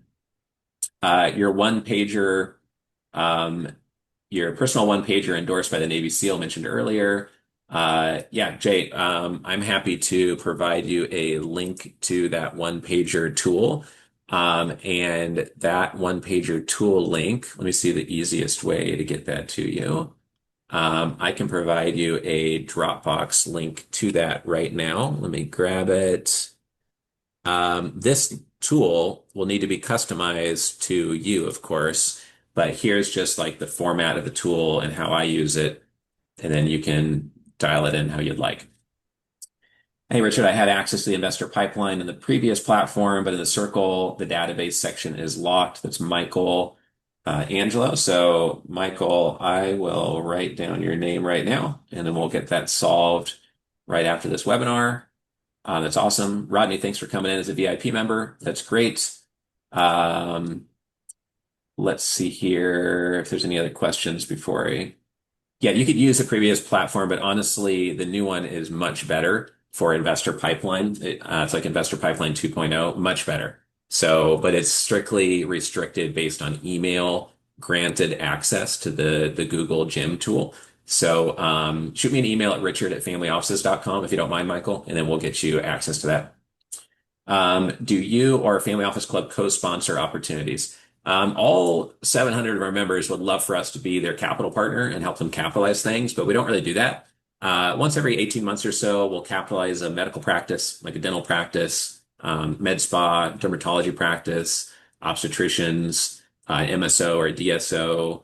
And we also acquire investor clubs or digital, like social media assets, et cetera, sometimes that help us grow our investor club. So if it's related to one of those two areas, we're always happy to take a look at what somebody is doing in an area and see if there's a way we can help. But the way that we help you raise capital is building the best investor club we possibly can, right? So we have two billionaires who have said they'll create their profile within our platform. I think one of the two probably already has already. We have a shark from Shark Tank in the portal. We have centimillionaires and decamillionaires. We have 20 new investors who have joined the portal in the last 3 business days. And we're getting more in all the time. So the way we help you is the portal, is the strategies, is the 30 events a year, are the AI tools, is having someone with 900 million revenue on stage at our events. And so you can make connections with investors through the tools and by using the tools. So like what Eric said when he got on, you could grow your business enormously just using our strategies and never come to our events. Like on some level, the AI tools are way more powerful than the events because they help you like every single day because they sharpen your pitch that you use every day. And then you can use that at our events, but also on your phone call later today and also on your coffee meeting next week with an investor. So that's the way we look at it is we want you to have 7 ways to get an ROI off of our platform, like better deal structures, better materials, communications, the right mindset, the right mental models, learning from decamillionaires and centimillionaires, spending time with them, maybe connecting with peers, also connecting with investors and sources of capital. That's kind of the intent of it all. I've got a few more slides I need to get through, but I see some Q&A here real quick. So let me just flip through to see anything here. Do you help to see something you like, believe there is real growth or potential? Can you say that a different way, Emmanuel? I'm not really sure what you're asking there exactly. Jay Newman, do you have any particular advice for a founder seeking investors who are aligned with advancing holistic health and being partly philanthropic in terms of finding those prospects? Hmm. I would say those who made money in the holistic health space is always a shortcut. Those closer to you geographically are always going to be easier. But specifically about advancing holistic health and partially philanthropic is hard. If people see as an impact investment, they sometimes assume it's going to make less money. It may be helpful to have a fully nonprofit philanthropic part of it and then a fully for-profit part of it, and just be careful with compliance and laws on that. Would be my suggestion. But maybe medical and doctors. There are a million dentists and doctors, and a lot of them are high net worth accredited investors. And if it's related to holistic health, some of them may have an interest. But also, I'm just finding a lot of founders who have grown to 7 to 10 million net worth or higher are focused on holistic health. And although it's bad that a percentage of society does not trust doctors too much anymore to really look after their health, the result is a lot of people are taking it in their own hands and having blood screenings and proactive management of their health on their own. And it's a huge trend, Jay. So I think that a lot of founders in general would probably have an interest if the story is really compelling. And that could be EO members, Vistage members, YPO members, members of our club, et cetera. Should I be able to see all the questions asked? I'm not sure if you're able to, Bay, or not. Sorry about that. What's the strategic shift you made that allowed you to move from raising smaller checks to attracting larger investors? When I started, I was 26 years old. So that was 19 years ago. So when I started, everything was small because I didn't know really what I was doing. The biggest difference that I found in being able to scale up is making sure I only focus on the most unique, compelling opportunities because we see a torrent of opportunities coming towards us. But the people who create the most wealth are the people who create the most wealth are oftentimes focused on one or two areas. And sometimes it's a strategy, and they're so good at the strategy they can apply it to multiple areas, but it's almost always one or two niche areas, and they massively grow their wealth within those areas. And so focusing on medical practices and investor club assets focuses my energy and allows us to really scale our credibility and our knowledge in those spaces. So I think that'd be part of my answer. And Adam saying it's the wrong understanding of an impact investment because quite often it's far more profitable than you think. Well, Adam, I think the perception is that impact investments may make less money. And that is certified the perception of many family offices. It's not always accurate, that's for sure, right? Some impact investments literally make an impact by reducing energy costs, and it makes it massively more profitable at the same time, right? And so there's a full spectrum like anything else, but every little niche of investments has a certain reputation in investors' minds. And it's just good to know that up front, just so you can kill that objection right in your one-liner.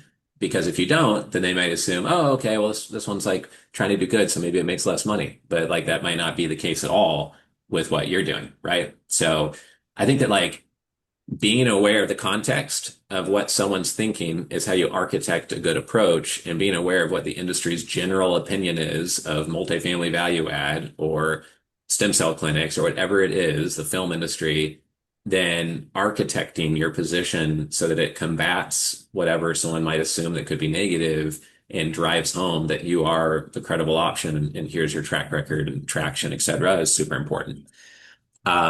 Jay's saying, where does a blog fit versus social media posting to build a brand positioning? I like the LinkedIn newsletters these days. We have 67,000 people subscribed to our Deca Millionaire Accelerator newsletter. If you want to see how we run ours, we've found that amazingly helpful. And it's kind of like a blog on LinkedIn. So you get like a natural audience being built there. So I would highly encourage you to build a LinkedIn newsletter. One of our club members just had the first edition of their newsletter come out this morning, actually, I saw. Sonia's saying fear and greed is low. How do startups find investors in a market like this, or contrarian investors? Yeah, to be clear, investments are still getting done. Just capital is not flowing as strongly as it was before.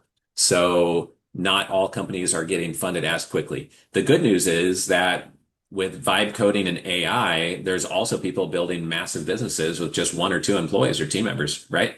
And so I think that there's also a chance to scale things with less cost infrastructure than there was before, less headcount than there was before. So that's the good news. But the real answer to how do you find investors in the market is basically this whole presentation. Most people ignore every single thing I say when raising capital. They have a long pitch deck. They have no one pager. They have no 1 minute video. They have no due diligence questionnaire with 30 questions on it. They do not focus on an investor demographic many times. They don't go to an anchor investor first.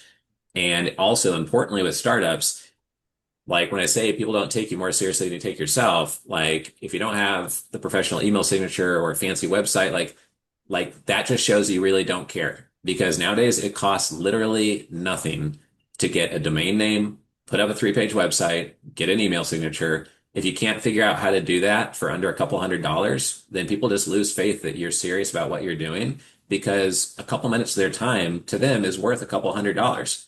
So if you haven't put any effort into the platform, I'm not saying that you haven't, but like when people see that, they're like, I don't know if this like, is this a real thing? Is this serious? Does it have momentum? Because nowadays you can get to critical mass and you can get something that's minimally viable to try out so inexpensively. There's no excuse not to have something that's kind of professional and dialed in and been tested out, or given away for free to get feedback and then charging just very little to get more feedback, etc.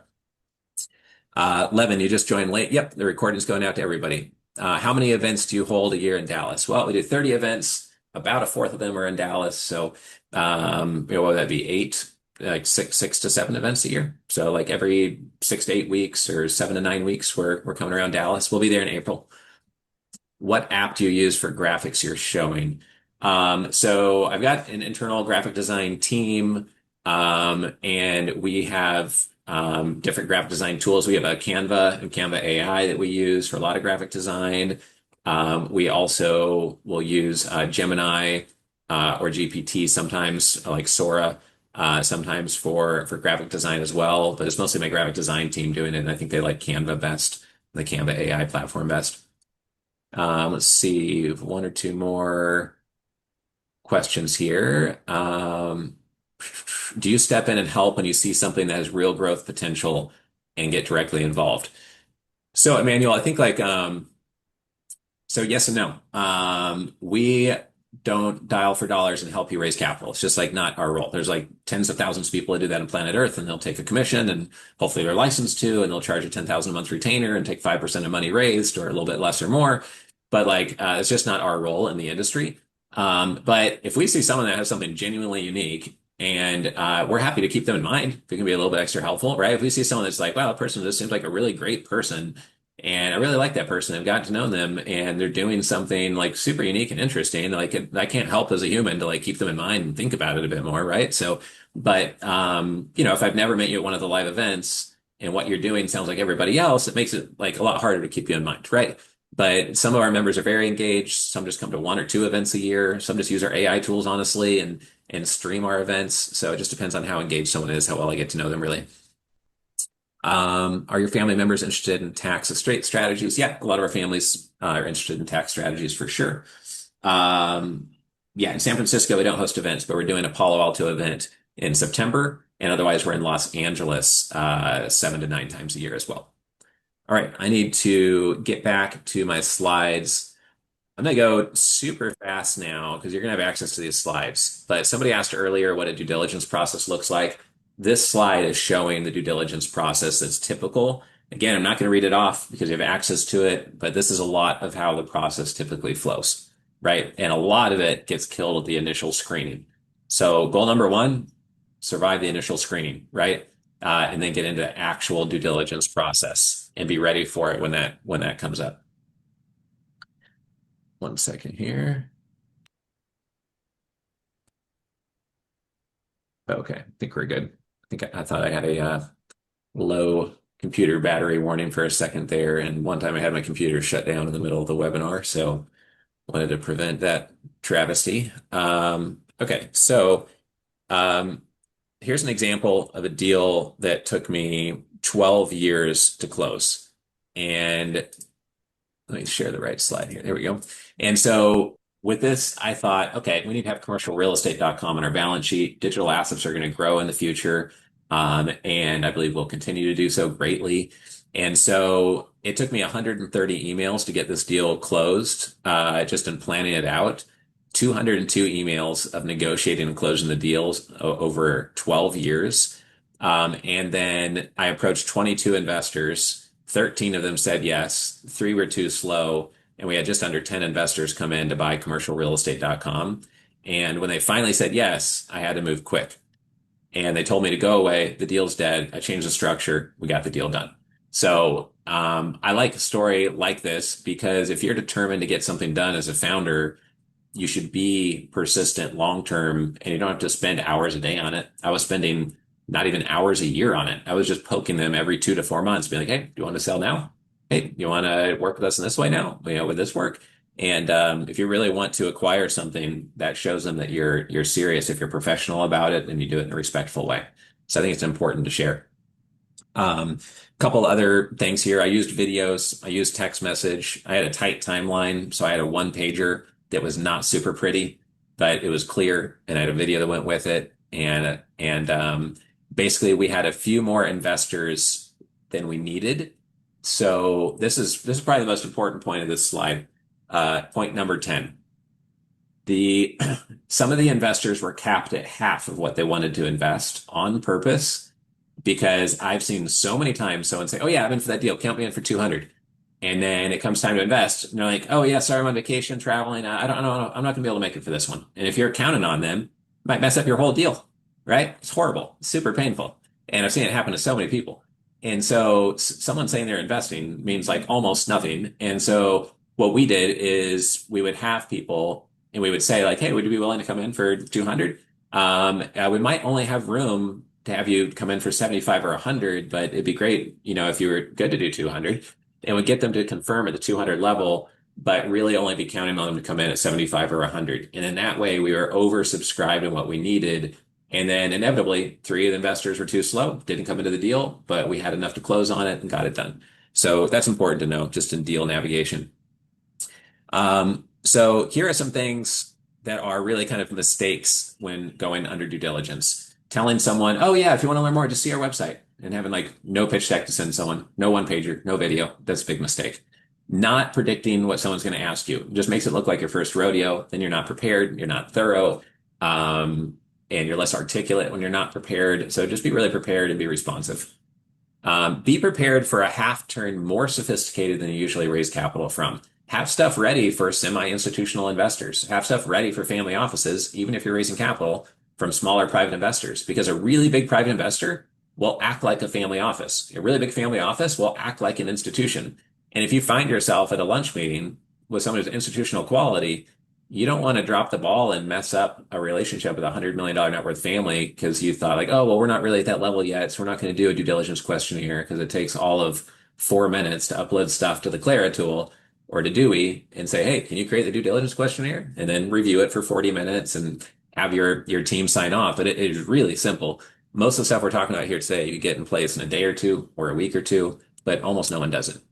Slow response times we talked about, weak answers. When you half answer something with a half sentence, or one recently, we had a publicly traded company asking a platform that's $100 million plus in value and 100 million in revenue. And they asked him two questions. And then the platform replies with an answer to only one of them. And so we follow up saying, hey, can we get an answer to the other question? And then it's just crickets and we don't hear back. Like, it's really important to like give a full answer, right? And I know everyone's moving fast as a founder. Just make sure you don't have weak answers to things. Have a video of everything possible within the due diligence folder, like not overboard, but like just tangibly showing so they know for sure it's real, or like very, very likely it's real, and invite them in person to confirm it's real. And in due diligence, just be clear, transparent, simple, predictive, quick, relaxed, not combative, not like high stress. If you're high stress during the capital raise, probably really high stress when things go sideways and like, NOI goes negative or a lawsuit pops up or, insurance doesn't cover some damage on something. Like if you lose it over something small, there's no way that you want to work with someone. Like we had an example of this at an extreme is we had like a vendor come by our house and, I asked the vendor if they could help us with A and B as well. And the vendor got like super upset about it and like, oh my gosh, blah, blah, blah. And I was like, all right, like, we're good. I think we're good here. It's like, no way I'm going to work with that vendor, right? If they lose it over a simple question, then they're just too volatile of a person to like do any real business with, right?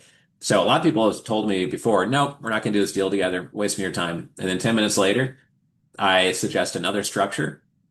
And they say, okay, we'll do that deal. We'll get it done if you can move fast on that. And we get the deal done. So super important to know. Adding collateral to a deal helps you raise capital, whether it's making the investor half whole, meaning like you're making it less likely they would lose more than half their money, or all the way whole and they're covered by some sort of asset or medical receivables or an insurance policy or a piece of real estate you own or something else that would never cross collateralize your whole net worth or personally guarantee stuff where it could blow you up. I would not do that. I would raise capital slower and just not do that. But if you can find some type of collateral, a moderate to strong type that doesn't blow up everything in case things do go sideways, you'll definitely raise a lot more capital if there's collateral in place. This is the deal structure ninja tool I talked about earlier. This is a deal we closed not too long ago where we essentially found an asset that was 37% occupied, struggling. We walked in on the very first day we took over the asset, somebody quit. Then we started interviewing the members of the team and found out they were really not doing anything. We had one member that was working 8 hours a day on something that my team does for our properties and 8 hours per quarter. So as we dug into what people were doing, we're like, oh, you're not doing anything. You're not doing anything. You're not doing anything. So out of like a 6-person team, we kept one and they now are working full time for us. But when we took over the asset, everyone else was fired or quit very quickly. And then now the asset's 95% occupied. And the most important thing about this is that when we came in, no one would want to buy this asset for what the seller needed to sell it for because it was highly distressed. But the seller needed to get their investors' money out. And so banks wouldn't underwrite it, provide debt for it. It needed a creative structure. And so we were creative. We came in, put in a seven-figure check as pref equity. We get our seven-figure investment back out first. We then win together with the people already on the cap table right now. We're highly motivated to make it a win, and we've made it a win. And just 4 months later, it's going very well. But the whole point is that, like, if you don't know about structuring a deal as pref equity, or you don't know that you can customize deal structures and find that split win-win alliance to make a deal happen that otherwise people wouldn't touch with a 10-foot pole, at least not at a not a really painful valuation, like, you're just going to get way, way less deals done. And you're not going to have deals that are structured as intelligently for the investor. So you'll raise capital slower or just simply not get deals done. Or you'll overpay for assets, like the examples we gave earlier, or you won't be able to exit assets when you want to get out of them. And it also can protect you as an investor in protecting your downside, negotiating for collateral, and really just understanding the structure in deals. So influence and persuasion has completely changed my life. Studying influence, this is me, like, looks like I'm about 12 years old there. This is like me and my now wife when we were in Singapore. But influence was taught to me by Eben Pagan, Robert Cialdini, Jay Abraham, Jeffrey Gitomer. I've studied Robert Cialdini the most. I got to interview him. My interview with him is in the member portal. You should definitely go and watch that.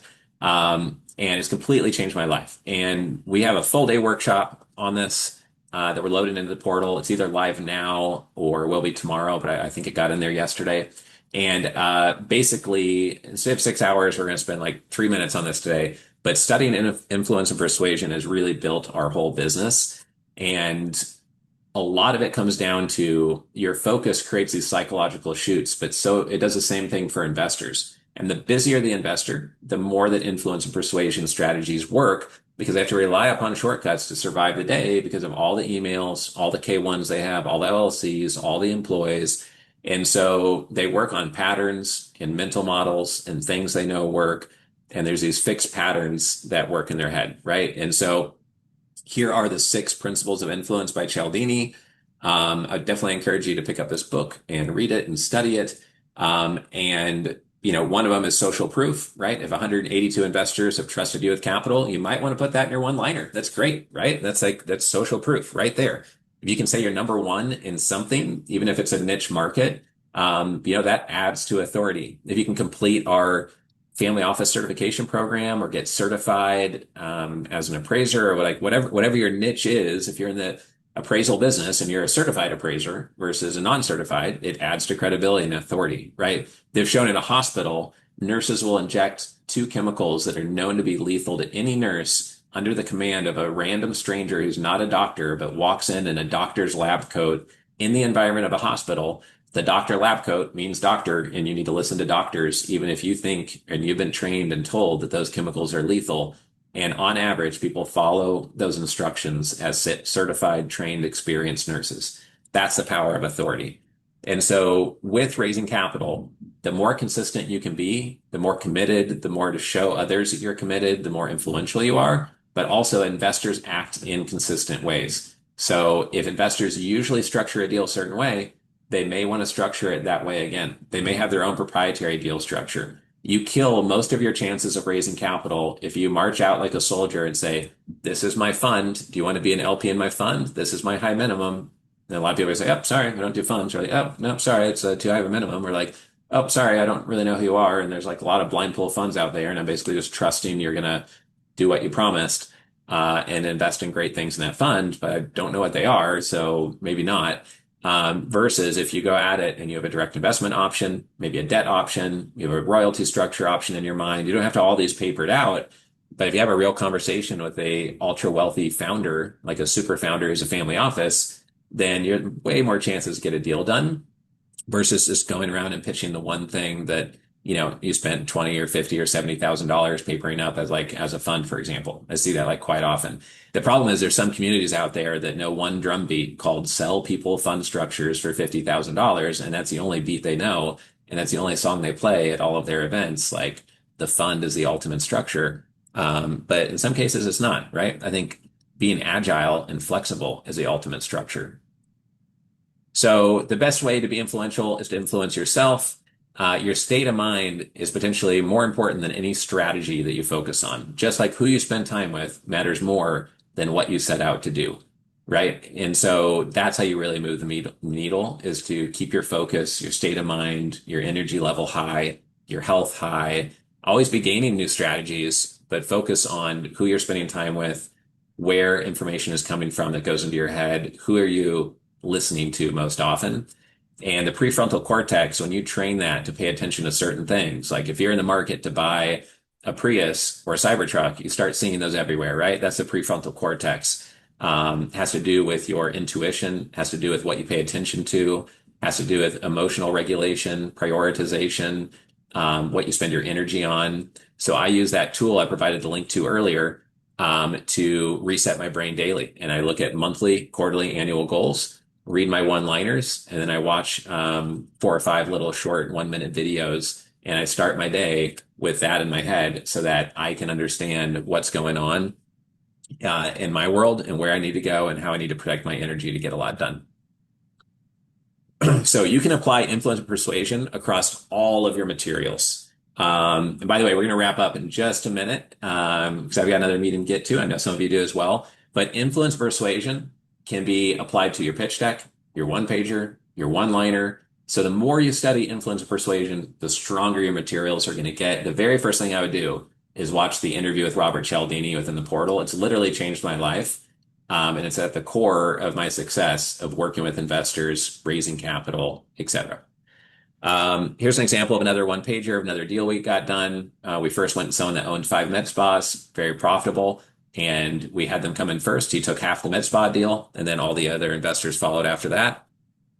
I want to now see real quick here if there are 1 or 2 more slides I was dying to share because we're out of time, and I want to make sure there's not something critical that I wanted to get across here in the last couple of slides.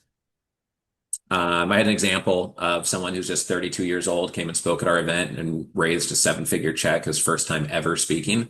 And it's just because he was passionate, articulate, and had a really unique strategy. So make sure you're doing things the most unique way possible. And then there's only 4 or 5 slides we didn't get to, actually. It's not too bad. And then I have just a couple slides I will bring back up here. And then we'll skim through questions and call it a day. So we'll probably be done here in like literally 4 to 6 minutes if all goes as planned. All right, so this is how to be top 0.1%. This is after running 300 investor events. This is using our Billionaire Collective Intelligence tool, our Investor Advantage tool, which has 1,500 investor transcripts in it. This is from the 50 plus professional athletes we've interviewed. This is what it takes. Extreme focus on a unique, compelling, high trust offer. 2, being ultra healthy. So you have peak energy, but also managing your peak insight or mindset and influencing yourself. You cannot influence other people if you can't influence your own actions. No one wants to be influenced by your words, and your actions speak louder than your words. So that's important. Be high velocity and high integrity. Eliminate things, cut things out so you can have that extreme focus, automate, and scale. If you want to be top 1.1%, you need to do all of those things. And that's why it's hard. That's why most people don't make it, right? So remember, the whole theme of this is that you need to boost your financial IQ, your founder IQ, your capital raising IQ. I'm motivated to boost my own IQ in these areas to provide the best life I can for my family. And I think you probably are as well. And so I'm motivated to interview the most amazing people as possible on stage at our events and put the best resources possible in the portal because selfishly, if you love it to death, then you're going to stay a member for a decade, right? If you only sort of love it, you might just stay a member for a few years, right? And I want the best materials and the best mental models for my own benefit, but also for your benefit. So I think that's just important to know about our whole business model. So check out the portal, get the guest pass, or log in if you're a member. If you're a current paid member with us and you don't have access, definitely shoot an email over to Jennifer@familyoffices.com or me at Richard@familyoffices.com. We'll get you set up today. If you're not a member with us yet, there's 3 memberships. It's very simple. You can be a charter member.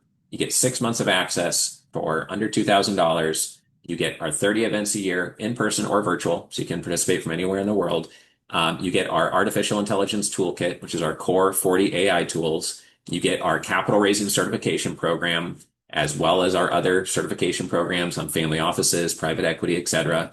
And you get over 1,000 investor talks in the portal, as well as, the other things I browse through in the portal, all the other videos from the Navy SEALs and Robert Cialdini and angel investors and heads of other investor clubs, et cetera. The second option is become a VIP, and this is a 1-year membership. Because for the 6-month membership as charter membership, it's $19.99, $1,999, and it renews at $249 a month. For VIP, it's for a whole year for $5,000, and you get access to all of our 22,000 investor data profiles. These are investor leads with deep research done on each investor firm, on what they invest in and where they're focused on, et cetera. And our AI tool to help you navigate them called Investor Pipeline. So you get that for $5,000 a year. You also get 1 guest ticket a year. You come to all of our events, virtual or in person, all the benefits of charter membership, including the certifications, but you also get the investor data. And then the third area is called verified membership. This is our most vetted level of becoming a member because we do a background check on you and you get a blue check mark next to your name in the portal. So if you message a centimillionaire or a billionaire or a decamillionaire within our portal and they see the verified symbol, they know it's very, very likely you are who you say you are because we've done the background check and we don't allow people to come in that have gone to jail for fraud or done wire fraud or been banned from the financial industry, et cetera. And so that check mark helps in the portal. And when you come to our events, your name tag has a blue check mark on it. And on top of that benefit, for $10,000 for a year, you also get $15,000 of stage exposure, which are 2 discussion panel talks, as well as 1 exhibit table at 3 different events over the year. You get 3 guest tickets, and we'll help you craft your one-liner and your 1-minute pitch video with my internal team and with me personally. So we try to make the $10,000 like ridiculously cheap. Like it's honestly, $15,000 of sponsorship exposure plus whatever you pay someone to create the video, help you with your one-liner, the guest tickets. It's like, I don't know, reasonably 20, 25K of value in there for $10,000. And we want that because it boosts our credibility as an investor club. That's it for stuff I wanted to focus on. I know I have to run and some of you have to very soon. My email is here, richard@familyoffices.com. Please feel free to reach out if you have private questions, if you have some challenges or frustrations, if you want to get started with membership, if you want to speak on stage at one of our events, and be a sponsor and do a 5-minute deal flow talk on stage or get an exhibit table, let me know. Happy to help with that as well. And now I'll just skim through and see what last questions there are.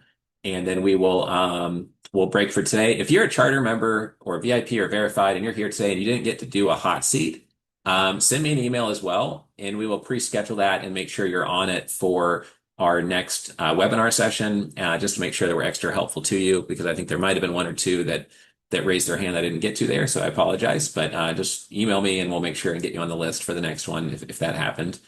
And then, is there any material on the difference between Islamic investors and Western investors for relationship building? Honestly, we don't have lots of material on that personally. I can think, Leonis, if there's a resource I have to you on that, but personally, we don't have something really deep on that. Let's see here. Do you have a list of brokers that raise capital? We do have some people in our community that raise capital for others, but they're usually laser focused on like doing self-storage deals or private equity deals or healthcare deals. So it's very specific to that, and it's not like a list of brokers. There's regulatory licenses you need around that, and a lot of people who get good at raising capital for other people swim upstream very quickly, meaning everyone wants help raising capital. So at the end of the day, it's easier to help raise capital for things that have 10 million a year in revenue and a couple million a year in profits or are very well established versus raising capital for smaller companies. So if you are a smaller company, it's many times useful to figure out how to get the capital raised yourself as a founder, just because so many people that help others, one, charge a good amount because it's worth a good amount, but also they don't even take a client no matter how much you want to pay unless you're like very well established anyways, which makes it hard. So you pretty much have to figure it out yourself a lot of the times. Does Billionaire Collective Intelligence keep updating and learning with more talks coming out? Yes, we update that tool. We're generally updating our tools on a quarterly basis. The tools that get used the most get updated the most. So we refreshed Billionaire Collective Intelligence about 45 days ago. And so we'll probably update it again in another 45 days or so. Let's see here. We need a professional from wealth management to see the value. I'm happy to help with that, Gerald, if you need to. To clarify, these are examples of assets you own. Yeah, a lot of them are examples of deals where we either invested in it ourselves or me personally, or they are deals that family offices did, like the golf example. It's just someone who we help them formalize their family office a bit, help them dial in their direct investment strategy, and then help source a deal for them. So they're like directly involved type transactions or just examples from our community. Um, Charles was saying, I have a question about Circle. My club directory had 827 members and now it shows 357. Oh yeah, Charlie, the reason why that is that as guest passes were coming in, there's a hidden area for the total directory of everybody in Circle. And then there's a club directory of paid members and investors. And for a couple of days there, we had the people who had guest passes could not create a directory posting, but they were inside a global directory. So when you clicked on directory or size of the membership, it would show the guest passes and the paid members. Now that's been cleaned up. So in other words, there's a little bit of goof on the back end in terms of like the directory count, but only paid members and investors with qualified can create a directory listing. Guest pass members cannot create a profile in the guest directory. Can you link to the exact Robert Cialdini video that you mentioned? Yes, Philip, let me show you real quick because I just saw the video in the portal when we were around in there. And I think I can find it again in 10 seconds here. So let me go here, video library. You go to the top. If I can spell his name right, Cialdini. Okay, hopefully this is it. Yep, here it is. So just search for Cialdini, just his name, and then you can get this video within the portal. So again, I just went to under club directory. I went to video library, and then I just went up here to search and typed in Cialdini, and then it brought up the video there. And so just remember at the top of the here, if you don't want to search, you can literally just click through here and be like, oh, what are some pro athletes I've interviewed recently? Like, oh, what are some like decamillionaire interviews I've done recently, et cetera. And then that can be helpful in navigating everything. So I hope that helps in finding not just the Robert Cialdini video, but just everyone getting familiar with how to find other assets within the platform. All right. There's the Q&A section as well. Looks like we got most of the questions answered here. Awesome. Well, appreciate everyone's time. And on April 8th is our next webinar. So stay tuned for that. The week of April 21st, we have our investor speed networking events. And then May 28th, 29th is our single family office summit. We'll have 75 speakers on stage. Somewhere between 400 and 500 participants, most likely. Sometimes it grows to as much as 600. If you want an exhibit table there or a 5-minute deal flow talk, let us know. If you want to become a member so that you can scale your financial IQ faster than your net worth, while also, of course, growing your net worth quickly as well, then get a guest pass. If you don't have the guest pass registered yet, I will put that link one more time within the chat box here. So we have access to that. But also, you can just reach out to our team at clients@familyoffices.com and we can schedule a meeting with you. And what we could do is then walk you through visually, like, hey, here's the portal, here's exactly what you get, just so you're completely comfortable with kind of what we're providing within the club and what's included and what's not included and all of that. So let us know what questions you have. I hope you do become a member so that we can get to know you better and see you either virtually or live in person at the events. And these webinars are once a month, and then with 30 live events a year, we're meeting up all the time as a community. So you can really grow some friends in the space and upgrade the level of net worth of people that you're listening to and are influenced by and are learning from and networking with. And what I found is that it's energizing and people are optimistic and they are growth mindset oriented and they're always improving themselves and they're always taking a lot of action and they're always acting on speed of implementation and extreme focus and finding scalable ideas.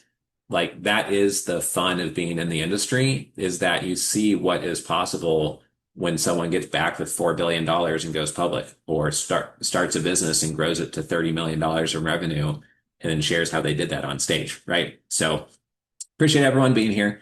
And yeah, great, Elena. Appreciate you being here as well. And if someone is global watching here, you can always still access our investor pipeline tool to navigate the global database of investors, or one of our certification programs. And that'll get you access to a good chunk of the portal to at least get certified in capital raising or family offices. But the most value is in being a charter member or higher, because you get to be in the membership directory, and we're aggressively getting more and more investors into the platform there with all the tools we have for them. So thanks again, everyone, for your time. And we'll be sending out the recording in case you missed part of it today. Appreciate you being part of our community, and reach out if you need anything. Take care.